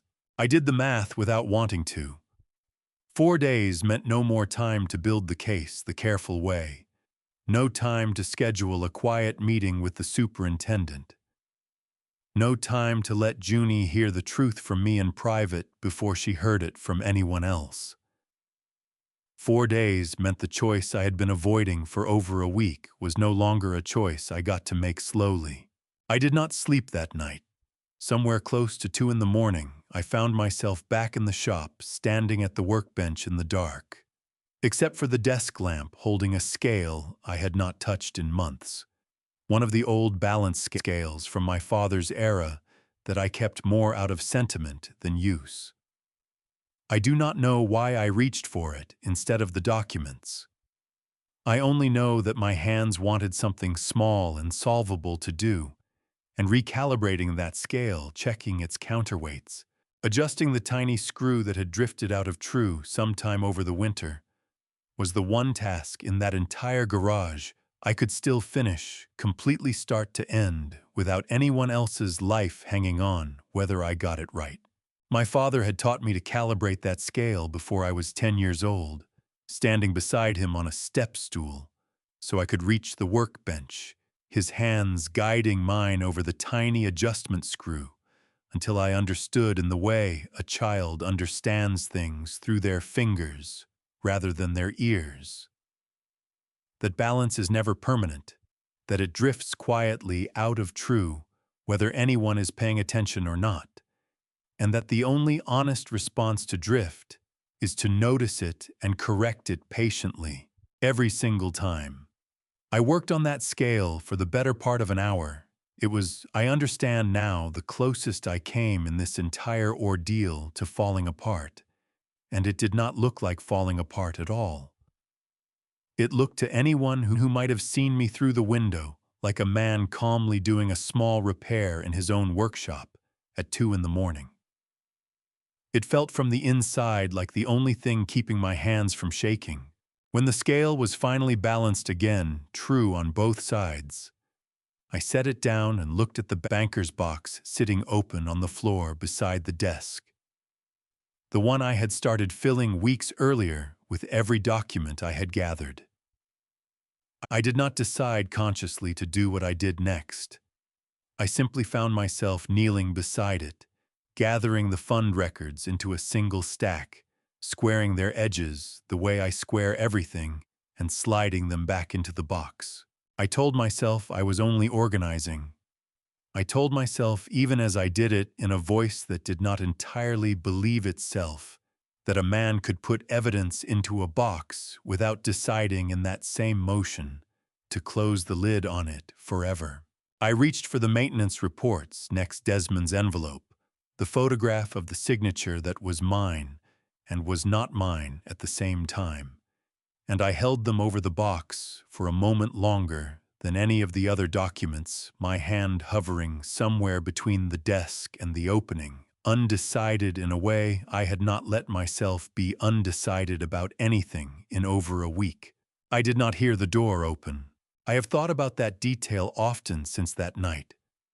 How a man who spends his professional life noticing what other people miss failed entirely to notice his own son crossing a gravel path and stepping into a lit garage. I only knew Beau was there when I heard his voice behind me, quiet, careful, the same voice he had used at the gala when he slid a flash drive into my palm and told me he had saved everything. Dad. I turned with the maintenance report still in my hand, half raised over the open box, caught in a position I did not have a way to explain that would not sound exactly like what it was. Beau did not ask what I was doing. I think, looking back, that he already understood the way he had always understood, more than I gave him credit for at any given age. He stood just inside the door in his sock feet. No shoes, no jacket, as though he had walked straight out of the house the moment he noticed the shop light still on at 2 in the morning, and had not stopped to think about the cold. "You're putting it away," he said. Not a question. I did not answer him right away. I looked down at the papers in my hand, at the box half full beneath them, and I understood that whatever I said next would be the truth, because I did not have it in me standing in front of my son at that hour to build a version of events that was not. "I don't know what I'm doing," I told him. "I keep thinking about your sister, about losing her." I did not answer that directly, which was, I suppose, an answer in itself. Beau nodded slowly, as though he had expected exactly that silence, and had already worked out on his own everything it meant. "Well, I've been thinking about her too," he said. Every night since the gala, Beau was quiet for a moment. He walked further into the shop, past the workbench, until he was close enough that I could see he had not been sleeping, either the particular hollowed look of a 15-year-old who has spent several nights lying awake with something he does not know how to say. "You always taught me the truth doesn't wait for the right time, Dad." His voice did not shake. I want that on record because I have replayed this moment more times than I can count, and it never once shook. He said it the way he says most things, plainly, without performance. A boy who had apparently decided somewhere along the way that the truth did not require decoration to be worth saying. It waits for someone brave enough to say it. I stood very still. I do not know how long I held the reports over that box after he said it. long enough that my arm began to ache from the position, long enough that the desk lamp hummed through an entire cycle of whatever small electrical fluctuation makes it hum at all. I thought about every year I had spent believing that careful, patient silence was its own form of courage, that a man who said nothing and simply did excellent work was fulfilling some quiet duty the world did not need to see. I thought about my father, who had believed the exact same thing and who had died still believing it, and who had, I understood now, passed that belief down to me the way you pass down a tool without ever explaining that it has a design flaw. I thought, too, of the 4 years Bo had spent quietly gathering proof rather than asking a single question out loud, and I understood with a clarity that made something in my chest ache that I had very nearly taught him the exact same lesson twice, once by accident, through years of my own careful silence, and almost a second time tonight on purpose in this very shop. I set the maintenance reports down on the workbench instead of the box. I did it slowly, deliberately, the way I do everything, but there was a different quality to the motion this time, a finality I had not felt in any of the smaller decisions I had made over the past 2 weeks. I was not organizing anymore. I was choosing plainly in front of my son, and both of us understood the difference, even though neither of us said it out loud. I reached for the level on the pegboard, the same one that had sat through every discovery in that garage, and I set it down flat on top of the maintenance reports, deliberately, this time, not out of habit, not without deciding to. I watched the small bubble settle between its lines and hold their level the way it had refused to hold 2 weeks earlier when I had tried the same gesture with a different kind of despair behind it. "I'm not putting it away," I told him. Bo did not say anything to that. He did not need to. I watched something in his shoulders loosen, some tension he had clearly been carrying since the moment he stepped through that door. Unsure, I understood later whether he would find his father choosing to bury this or choosing to finish it. "What happens now?" he asked, quieter than before. "Now I call Desmond in the morning," I said. "And I ask the superintendent for a meeting before the ceremony, whatever that takes. And your mother is going to be very angry with me, probably for the rest of my life. And I am going to have to accept that, because there isn't a version of this where everyone stays comfortable. Junie's going to be angry too." "I know. Are you scared of that?" I did not lie to him. More than almost anything I can remember being scared of, I wanted to tell him what it meant, a 15-year-old boy standing in a cold garage at 2 in the morning, saying the one sentence his father needed to hear in order to remember who he actually was underneath 40 years of careful restraint. I wanted to thank him properly the way the moment deserved, with words that matched the size of what he had just done for me. I could not find them.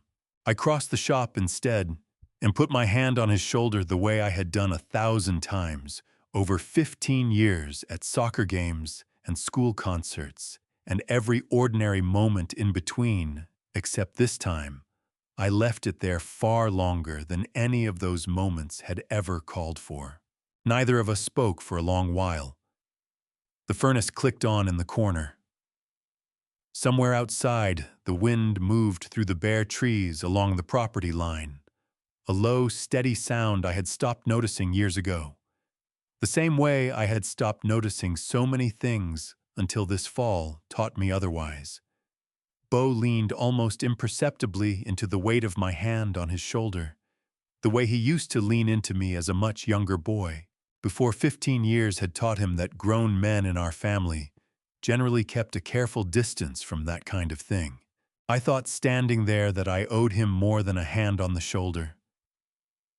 I owed him an entire childhood's worth of conversations I had never had with him, about fear, about courage, about what a father is actually supposed to model for a son beyond competence and quiet composure.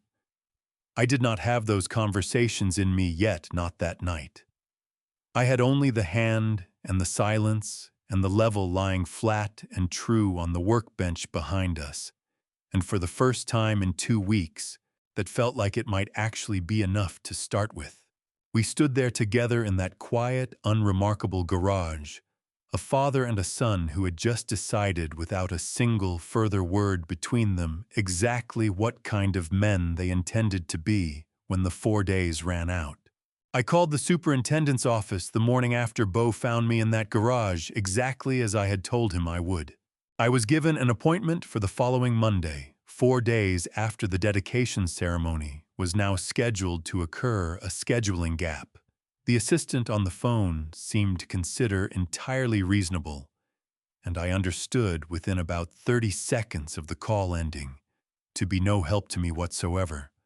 I tried Desmond's contact on the district's oversight committee next a woman he trusted and left her a message detailed enough that I hoped it would move faster than the superintendent's calendar had.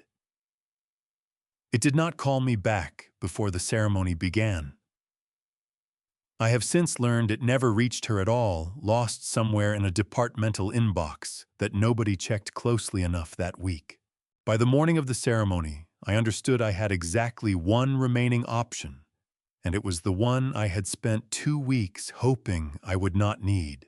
I arrived at Ridgeline an hour before the doors opened, dressed in the same navy suit Corinne had chosen for the gala, because it was the only suit I owned formal enough for the occasion, and I did not have it in me that morning to think very hard about what it might mean to wear her choice into the room where I intended to end everything she had built.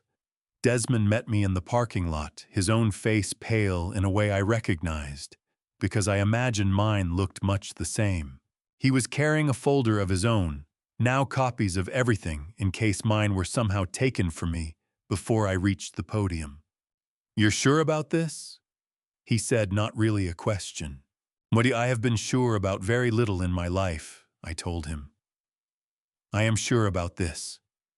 He handed me his own copies as a precaution, and I slid them into the back of my folder without comment, both of us understanding without needing to say it that a man standing alone at a podium is easier to discredit than one whose evidence has already been duplicated and placed in safer hands.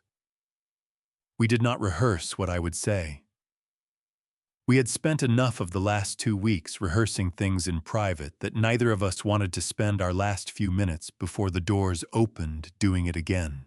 The auditorium filled slowly at first, and then all at once, the way these events always do, 400 folding chairs occupied by people dressed for celebration, donors and board members and parents, and the particular collection of local reporters who cover school ribbon cuttings, because nothing more urgent happened in the county that week. A string quartet made up of Ridgeline students played something quiet and celebratory near the side entrance, the kind of music meant to be felt rather than listened to closely, and the smell of coffee and pastries from a catering table along the back wall drifted through the room the way it does at every event of this kind, ordinary and comforting in a way that made what I was about to do feel for a moment almost unforgivably out of place.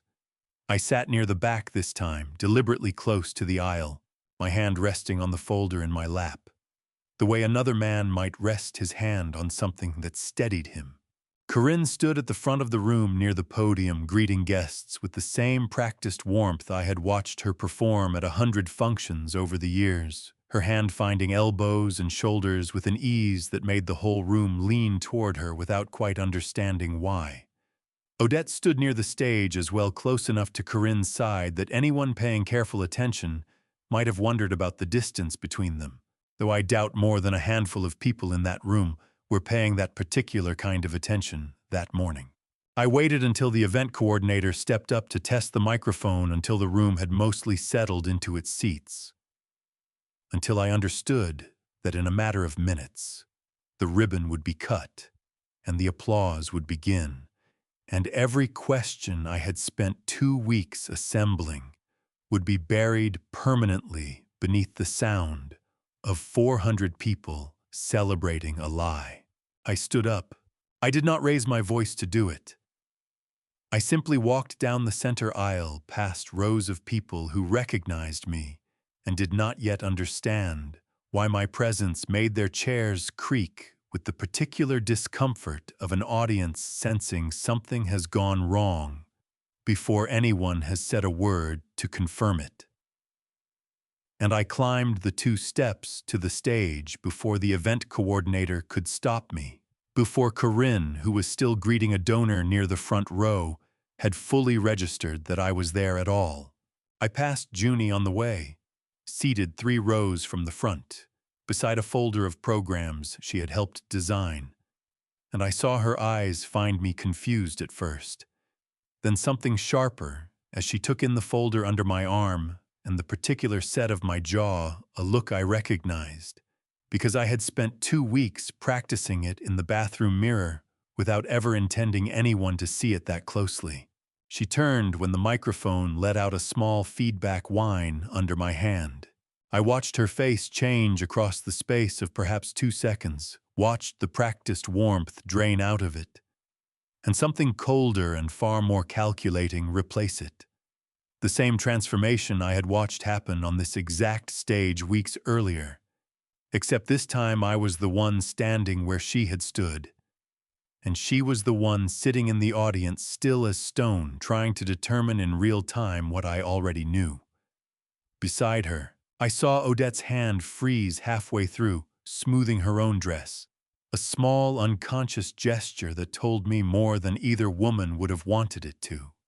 "I'm sorry to interrupt," I said into the microphone, and my voice, when it finally came, sounded steadier than I expected it to.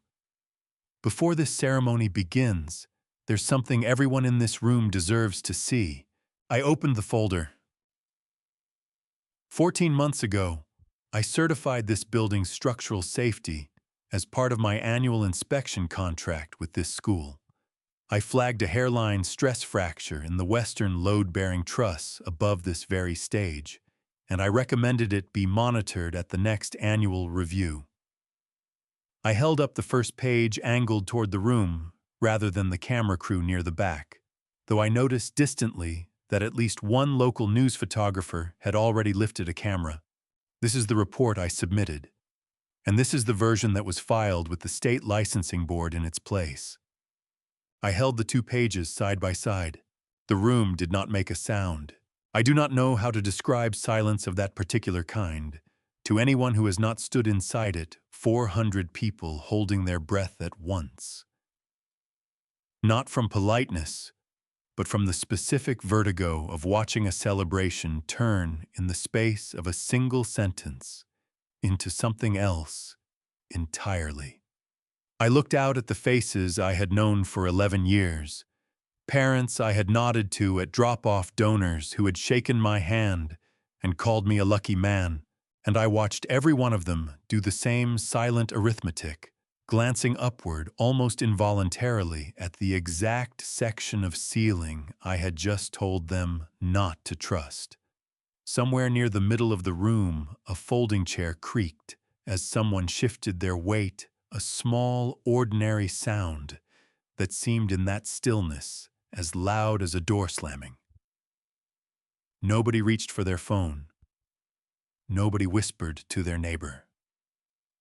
400 people simply sat, absorbing the specific weight of a building they had trusted their children to sit inside, waiting to learn what I intended to say next. Corinne recovered faster than I expected her to. "And this is a private family matter," she said, crossing toward the stage with the same measured grace she brought to every difficult moment in public. Her voice pitched for the back row without ever seeming to rise. "My husband is going through something. I would ask everyone to be patient with him." A ripple of uncertain movement passed through the audience, a few heads turning toward each other, a few nods of the particular sympathy people extend to a man they have already decided is unwell. I understood, watching it happen, exactly how close she had come to reclaiming the room with a single sentence. and I understood that I had perhaps 90 seconds before that sympathy hardened into something I would not be able to undo. Wendell. She had reached the base of the stage steps now close enough that only the first few rows could hear the edge beneath her calm. "You are embarrassing yourself in front of everyone who matters to this school." I've been embarrassed in front of this exact room before," I said. I recovered. I imagine I will again. Somewhere behind her, I saw the event coordinator hovering near the soundboard, clearly uncertain whether her job that morning required her to cut my microphone or simply stand very still and hope the situation resolved itself before she had to decide. I wish this were only about me," I said into the microphone. "It isn't." I set the structural report aside and opened the second folder. The Ridgeline Legacy Fund has raised just over $4 million over 3 years from donors in this room for a facilities initiative that never happened. Every disbursement required 2 signatures. One of them is my wife's. I held up the vendor summary angled again toward the seated crowd, rather than the stage lights. "The second signature belongs to a member of this faculty." I paused, letting that land, watching the calculation move visibly across dozens of faces at once. Parents and board members quietly running through every teacher they knew well enough to imagine in that role. I flagged 3 years of disbursements routed through a management company registered to a mailbox 2 towns from here. None of it went toward this building. None of it went toward the children this fund claimed to serve. I did not say Odette's name. I did not need to. I watched from the podium the specific and unmistakable way the room's attention began to travel first toward Corinne, and then following some collective unspoken instinct toward the woman standing near the edge of the stage in a green dress, close enough to the action to have been mistaken until that moment for simply another concerned staff member. Odette did not move for several seconds. I have thought since about what those seconds must have contained for her 3 years of careful arrangement, collapsing in real time under 400 pairs of eyes, a suitcase already packed in a trunk 2 miles away, suddenly not nearly far enough away to matter.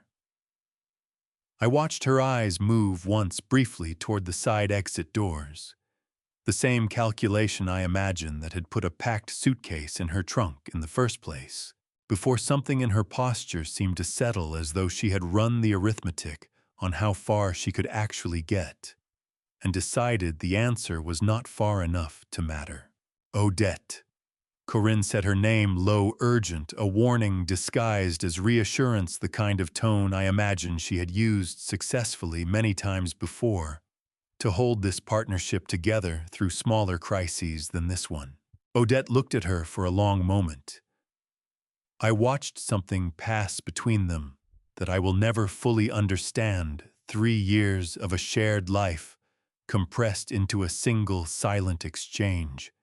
And then I watched Odette do something I had not expected from anyone in this story, least of all from her.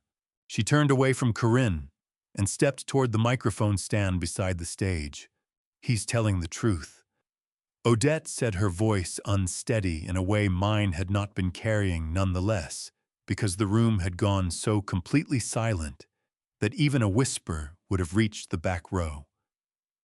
"About the fund. About the signatures. I signed those disbursements. I want that stated clearly because I am not going to stand here and let anyone believe I didn't know what I was signing." Corinne's face, for the first time in every version of her I had ever witnessed, showed something close to genuine shock. "Odette, don't. I'm not doing this for you anymore, Corinne." Odette's voice cracked slightly on the name, the only moment in that entire exchange where I heard anything resembling the warmth I remembered from that dinner party years earlier. "I spent 3 years believing we were building something together. I don't know what we were actually building. I don't think I want to know anymore. The silence that followed her words was different from the silence after my own. Mine had been the silence of shock, of an audience absorbing a threat to a building they trusted. This one carried something closer to grief, 400 people watching a partnership dissolve in real time in public, in a way none of them had been prepared to witness that morning. Somewhere near the back, I heard a woman's voice, quiet, not unkind, say only, "Oh my God." The way people speak, when a piece of gossip they have half suspected for years is finally confirmed in front of them all at once. Nobody laughed. Nobody reached for a phone to film it, not yet.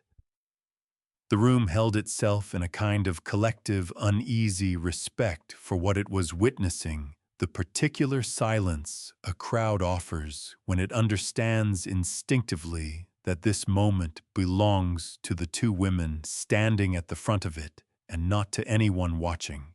A man near the third row, who I later learned was a member of the district's oversight committee, invited specifically to attend the ceremony's ribbon cutting, stood up and pulled out his phone already dialing before he had fully reached his feet. I heard him say the words, "State Inspector's Office," quietly into the receiver, moving toward the side exit, as he spoke, his voice carrying the particular urgency of a man who understood faster than most of the room exactly what kind of morning this had become. Two other people near the front row reached for their own phones, a moment later, not to film, but to make quiet calls of their own, the kind of calls people make when they suddenly understand a meeting they attended will need to be described accurately to someone else by the end of the day. I did not watch Corinne in that moment. I could not make myself. I kept my eyes instead on Odette, standing alone now at the edge of the stage, her hands pressed flat against her own thighs, as though she needed something solid to hold on to. And for one long, quiet stretch of time, nobody in that auditorium moved at all. I set the folder down on the podium, my hands finally steady, and I found myself thinking absurdly of the level still sitting flat and true on my workbench 2 miles away, the small bubble holding its center the way it had refused to for weeks, and I understood that whatever else this morning cost any of us, something in this particular structure had finally, after everything, come back into balance. I had been waiting for 2 weeks to find out exactly how far this morning was going to go. I did not have to wait much longer. The chairman of the Board of Trustees was the one who finally stood, an older man named Foster Prewitt, whom I had known peripherally for years, a man who had built his career on never once raising his voice in a public meeting. He raised it now, Corinne. He did not walk toward the stage. He simply stood where he was near the front row and let his voice carry the way mine had, the way Odette's had the particular authority. A room grants automatically to whoever speaks next into a silence that heavy. As chairman of this board, I am suspending you from your position, effective immediately pending a full investigation by the district, and from the sound of it, likely the state. He turned briefly toward the rest of the board members seated near him, several of whom nodded slowly, the particular reluctant agreement of people who understood watching it unfold that there was no version of this morning where anything less would suffice. I am sorry it has come to this in front of everyone. I believe, given what we have just heard, that it needed to. Corinne did not answer him right away. I watched her stand very still at the base of the stage steps, her hands loose at her sides, the practiced warmth I had watched her perform for 11 years, finally completely gone from her face. I do not know what I expected to see in its place. Rage, perhaps. Grief. Something closer to the desperation I imagine a person feels when they understand all at once that every version of their future they had quietly been building has just ended in front of the exact community they built it for. What I saw instead was something closer to recognition. It was the look, I think, of someone recalculating an entire relationship in real time, running back through 11 years of shared breakfasts and school functions and quiet evenings, searching for the exact point where she had decided, without ever fully admitting it to herself, that I was a fixture in her life, rather than a variable in it. She turned and looked at me directly, the first time she had looked at me since the microphone whined under my hand. And for a long moment, neither of us said anything at all. I have tried many times since to describe what passed between us in that look, and the closest I have come is this. She was not looking at a man she had humiliated at a gala 6 weeks earlier. She was looking, I think for the first time in perhaps our entire marriage, at the actual man she had married. The one who had spent 11 years quietly certifying the safety of a building she had been willing to let fail, the one who had spent 2 weeks assembling, with the same patient precision he brought to every measurement of his career, the exact case that was now ending her. I do not think she had ever fully believed I was capable of this. I think, looking back, that this was the miscalculation underneath every other miscalculation she had made. The one that mattered more than the fund, more than Odette, more than any single detail of the plan itself. She had built an entire strategy on the assumption that the quiet man in the navy suit would stay quiet. I do not say this with any satisfaction. I have turned it over many times since. And the closest I can come to describing what I felt watching her understand it is a kind of grief entirely separate from anger.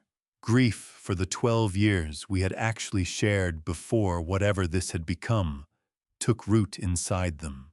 She did not say my name. She did not apologize, not there.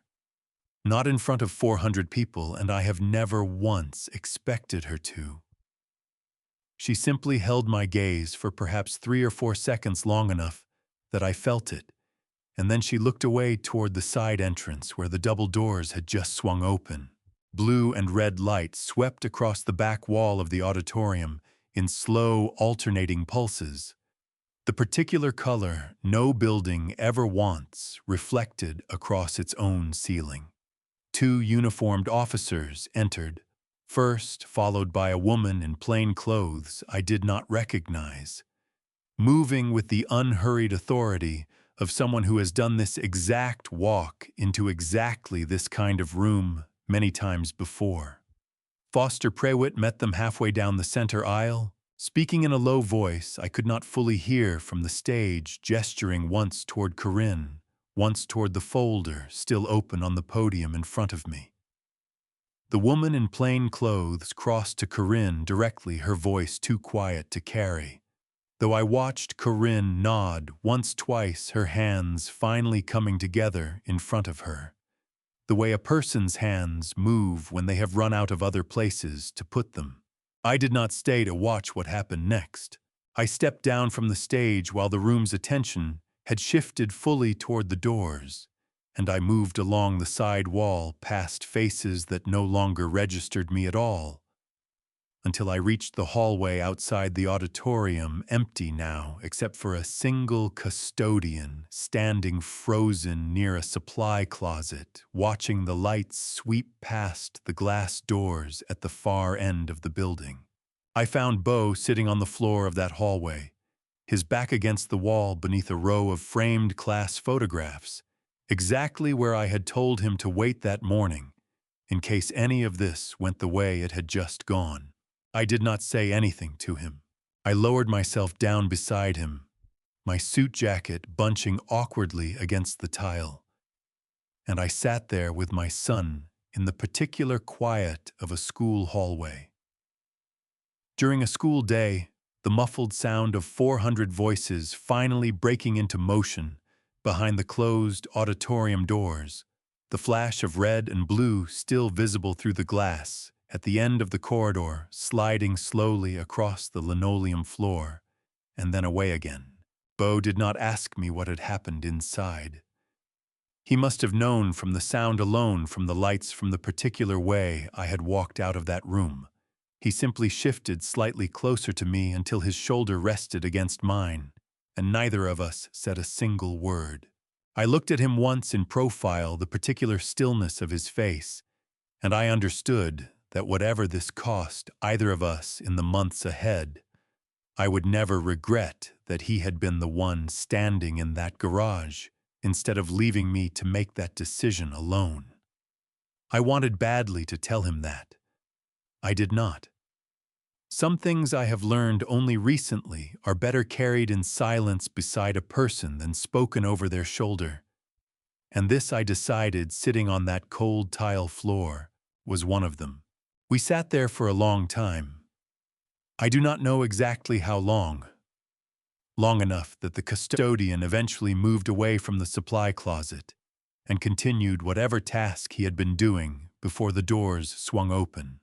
Long enough that the voices behind the auditorium doors settled from panic into the low, steady hum of people trying to understand what to do with themselves next.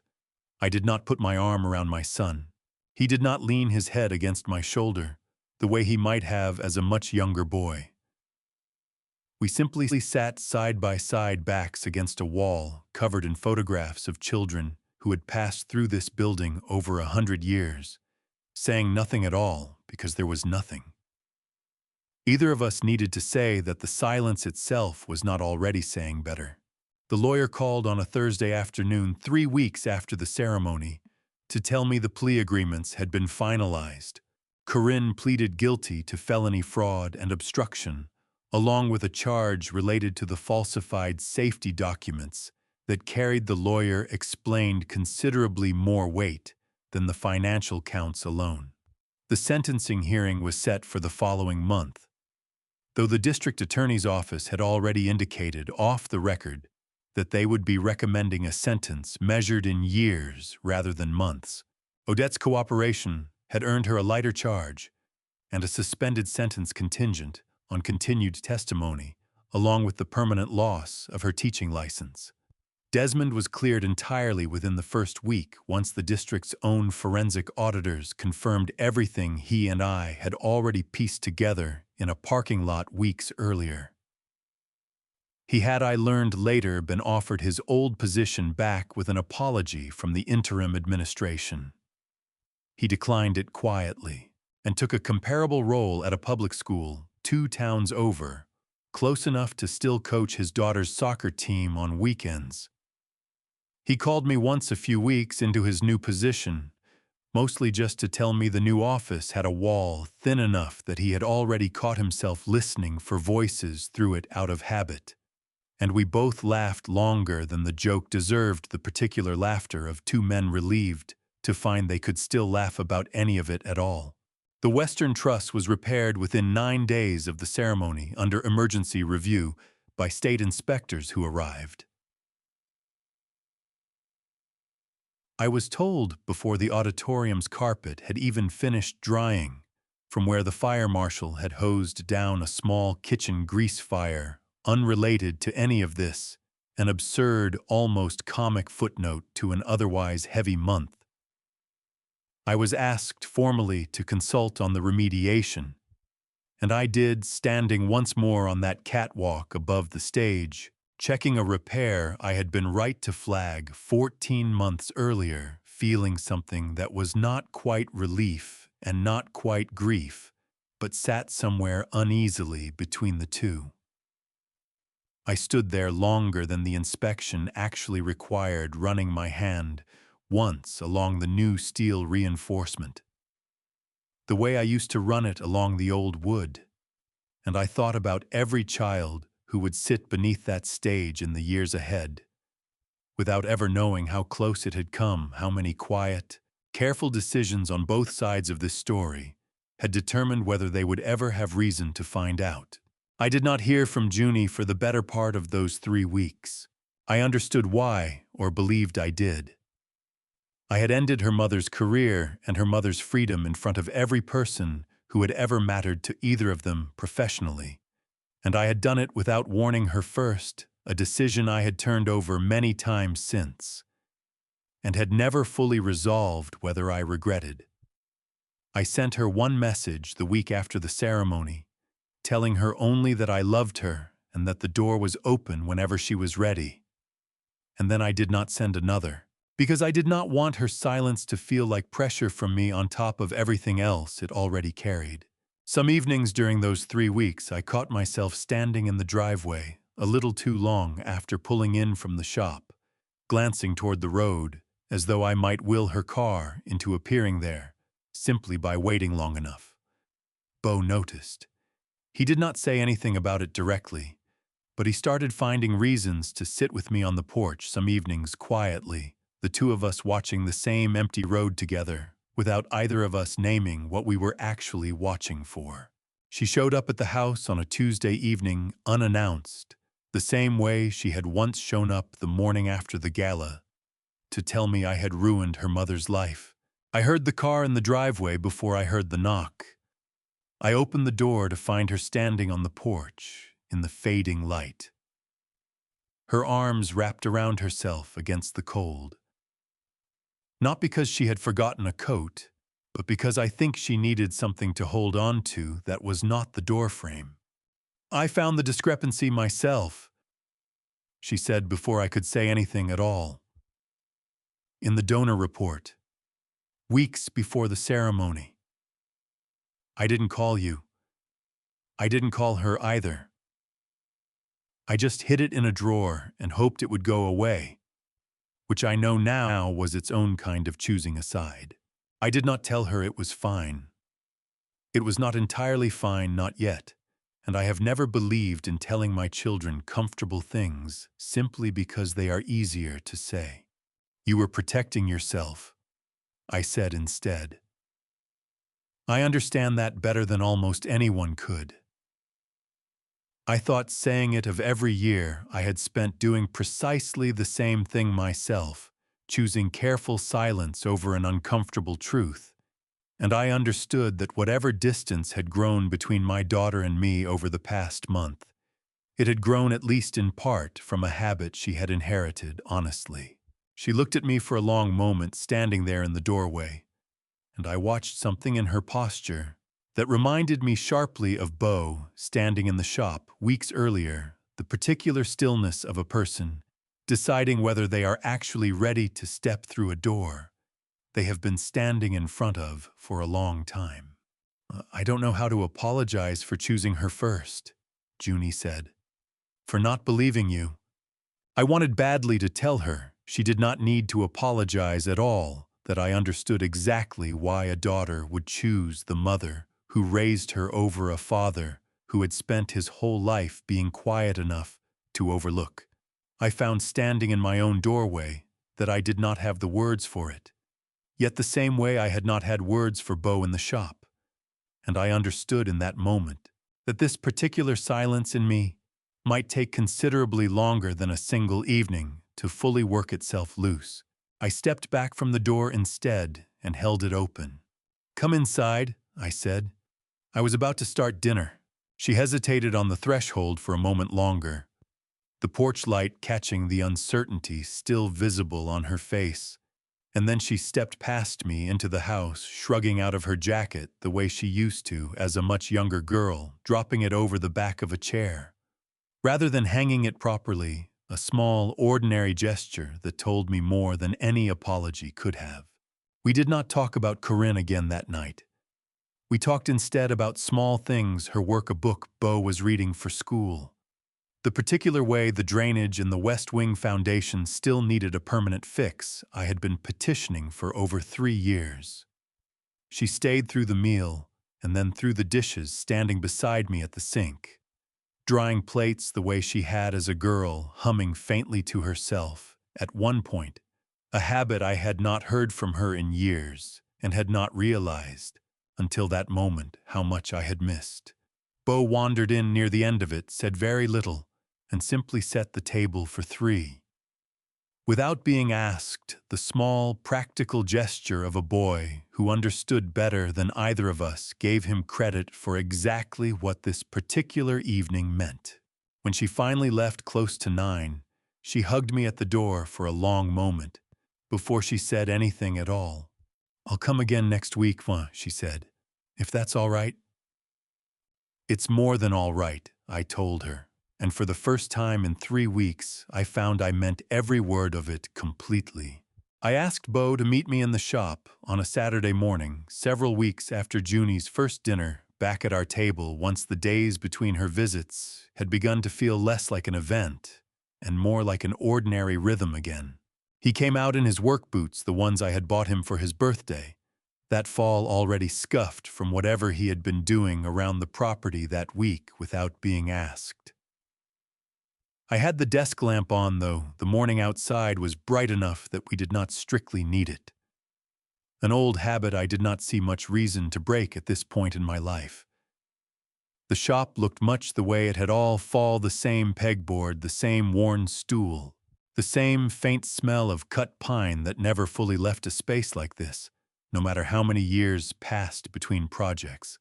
Though I noticed that morning that I had finally cleared the banker's box off the floor and returned every document inside it to a proper filing cabinet, evidence no longer just paperwork, now the way it should have been all along. "You wanted to show me something," he said, settling onto the stool across from mine. I did not answer him right away. I reached instead for the level, still sitting exactly where it had sat for weeks now, on the corner of the workbench closest to my usual chair, and I turned it over once in my hands before I set it down in front of him. "This was your great-grandfather's," I said.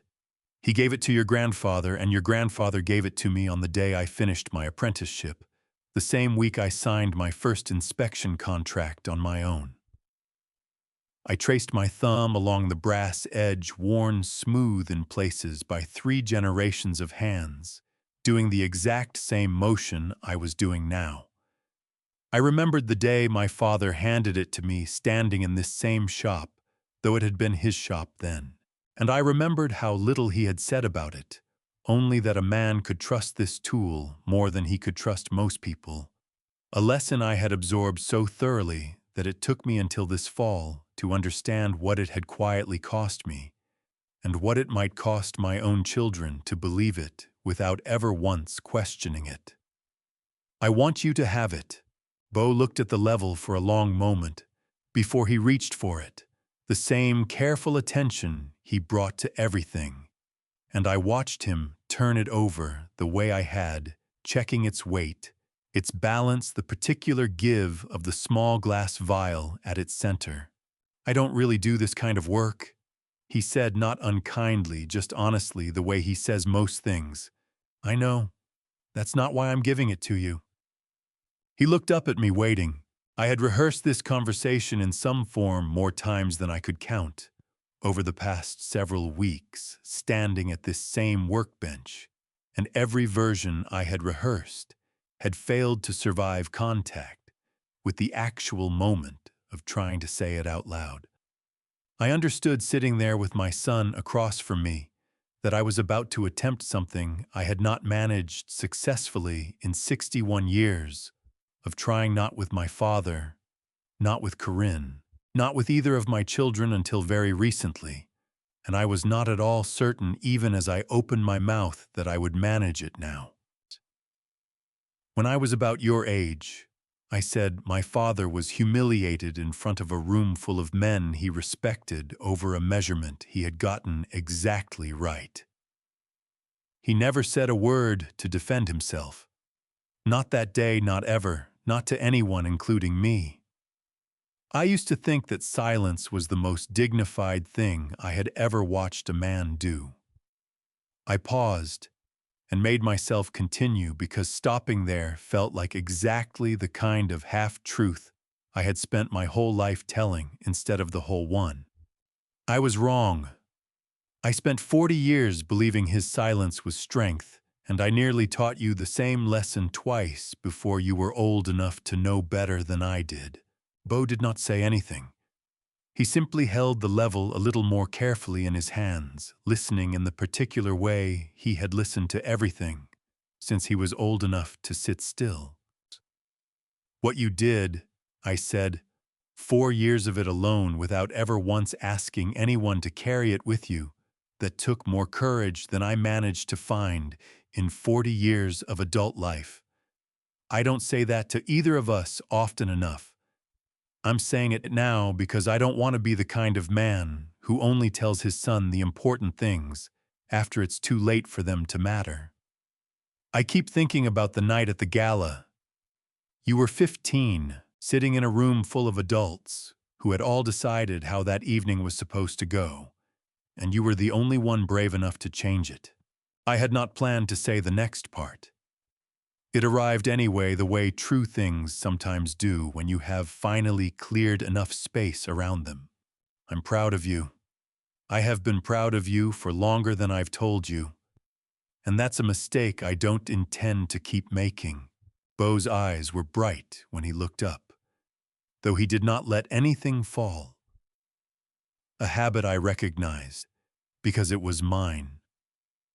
One more thing I understood, watching him hold it back, that I would need to work harder to unteach him than I had ever worked to teach him anything else. "Why, thanks, Dad," he said quietly, and it was enough. It did not need to be more than that. He set the level down on the bench between us gently, the way a person sets down something they intend to pick back up soon, and for a while, neither of us said anything else at all. The furnace clicked on in the corner. Outside, somewhere down the road, a truck downshifted for the turn near the old feed store. The same sound I had listened to alone in this shop more nights than I could count over the past 2 months. Except this time, I was not alone, and the sound did not carry the same weight it once had. I looked at the level sitting between us on the workbench, its small bubble settled and steady in the morning light, and I understood for the first time since any of this began that balance was never something a person achieved once and kept. It was something you checked honestly again and again for as long as you had hands willing to do the work, and I was no longer certain I would ever be entirely finished checking it. I was for the first time in longer than I could remember, no longer afraid of that particular kind of unfinished. Beau picked the level back up a while later, turning it over once more in his hands, before he slid it carefully into the pocket of his jacket, the way a person carries something they intend to keep close, rather than store away. He did not say anything else about it. He asked me instead whether I wanted help closing up the shop before lunch, and I told him I did, and we spent the next several minutes moving through the ordinary tasks of the morning together, sweeping the floor, coiling a cord, switching off the desk lamp. 2 men doing small, unremarkable work side by side in a quiet that no longer felt like something either of us needed to fill. I locked the shop door behind us as we left the way I always did, and I stood for a moment in the gravel drive, looking back at the small building that had held nearly everything that mattered about the past 2 months of my life. The fear and the discovery and the decision I had very nearly failed to make. Beau was already halfway to the house, the level a small, visible weight in his jacket pocket, and I watched him go for a moment before I followed, understanding.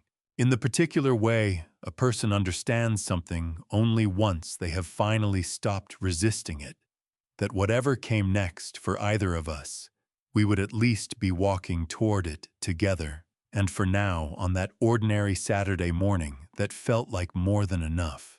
It has been a little over a year since that morning in the shop, and the level still sits on Beau's desk. At college 3 states away, a strange and permanent fixture among his textbooks that his roommates apparently ask about often enough that he has started keeping the story short. My father's father's father, he tells them. It keeps me honest. He does not tell them the rest of it, not yet. And I have never asked him to. I still consult on Ridgeline's structural reviews, though I no longer sign anything alone. I insisted on a second inspector for every certification going forward, a small, permanent adjustment I made. Not because I no longer trust my own eyes, but because I finally understood what I should have understood decades earlier, that even the most careful measurement benefits from a second set of hands willing to check it honestly. I have thought often in the months since about what actually cost me the most in all of this. It was not the marriage, though. That loss is real, and still some mornings sits heavier than I expect it to. It was not even the 11 years of silence I spent believing patience was the same thing as courage. What cost me the most was the amount of time I spent deciding quietly on my own without asking anyone else to help me carry the weight of it. Exactly how much truth other people could handle before I was willing to hand it to them. I do not believe silence is always cowardice. There are true things that deserve patience and quiet and time. But I have learned at 62 years old that there is a difference between choosing the right moment to speak and simply waiting year after year for a moment that will never arrive on its own, because you are the only one who gets to decide when it does. If you are carrying something right now, something you have told yourself, you are simply waiting for the right time to say, I would ask you to consider honestly whether you are actually waiting for the right time, or whether you have quietly decided the way I did for far too many years, that silence is simply easier to live inside.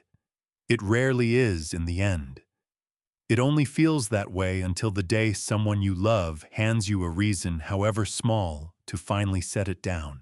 If this story reminded you of a truth you have been carrying longer than you should have, I would genuinely like to hear about it in the comments below, whatever shape it takes. And if you have ever had someone in your life, older or younger, who found the courage to say the hard thing before you could, I hope you have told them clearly in words exactly what that meant to you. I nearly waited too long to tell mine. I would rather you not make the same mistake I very nearly made.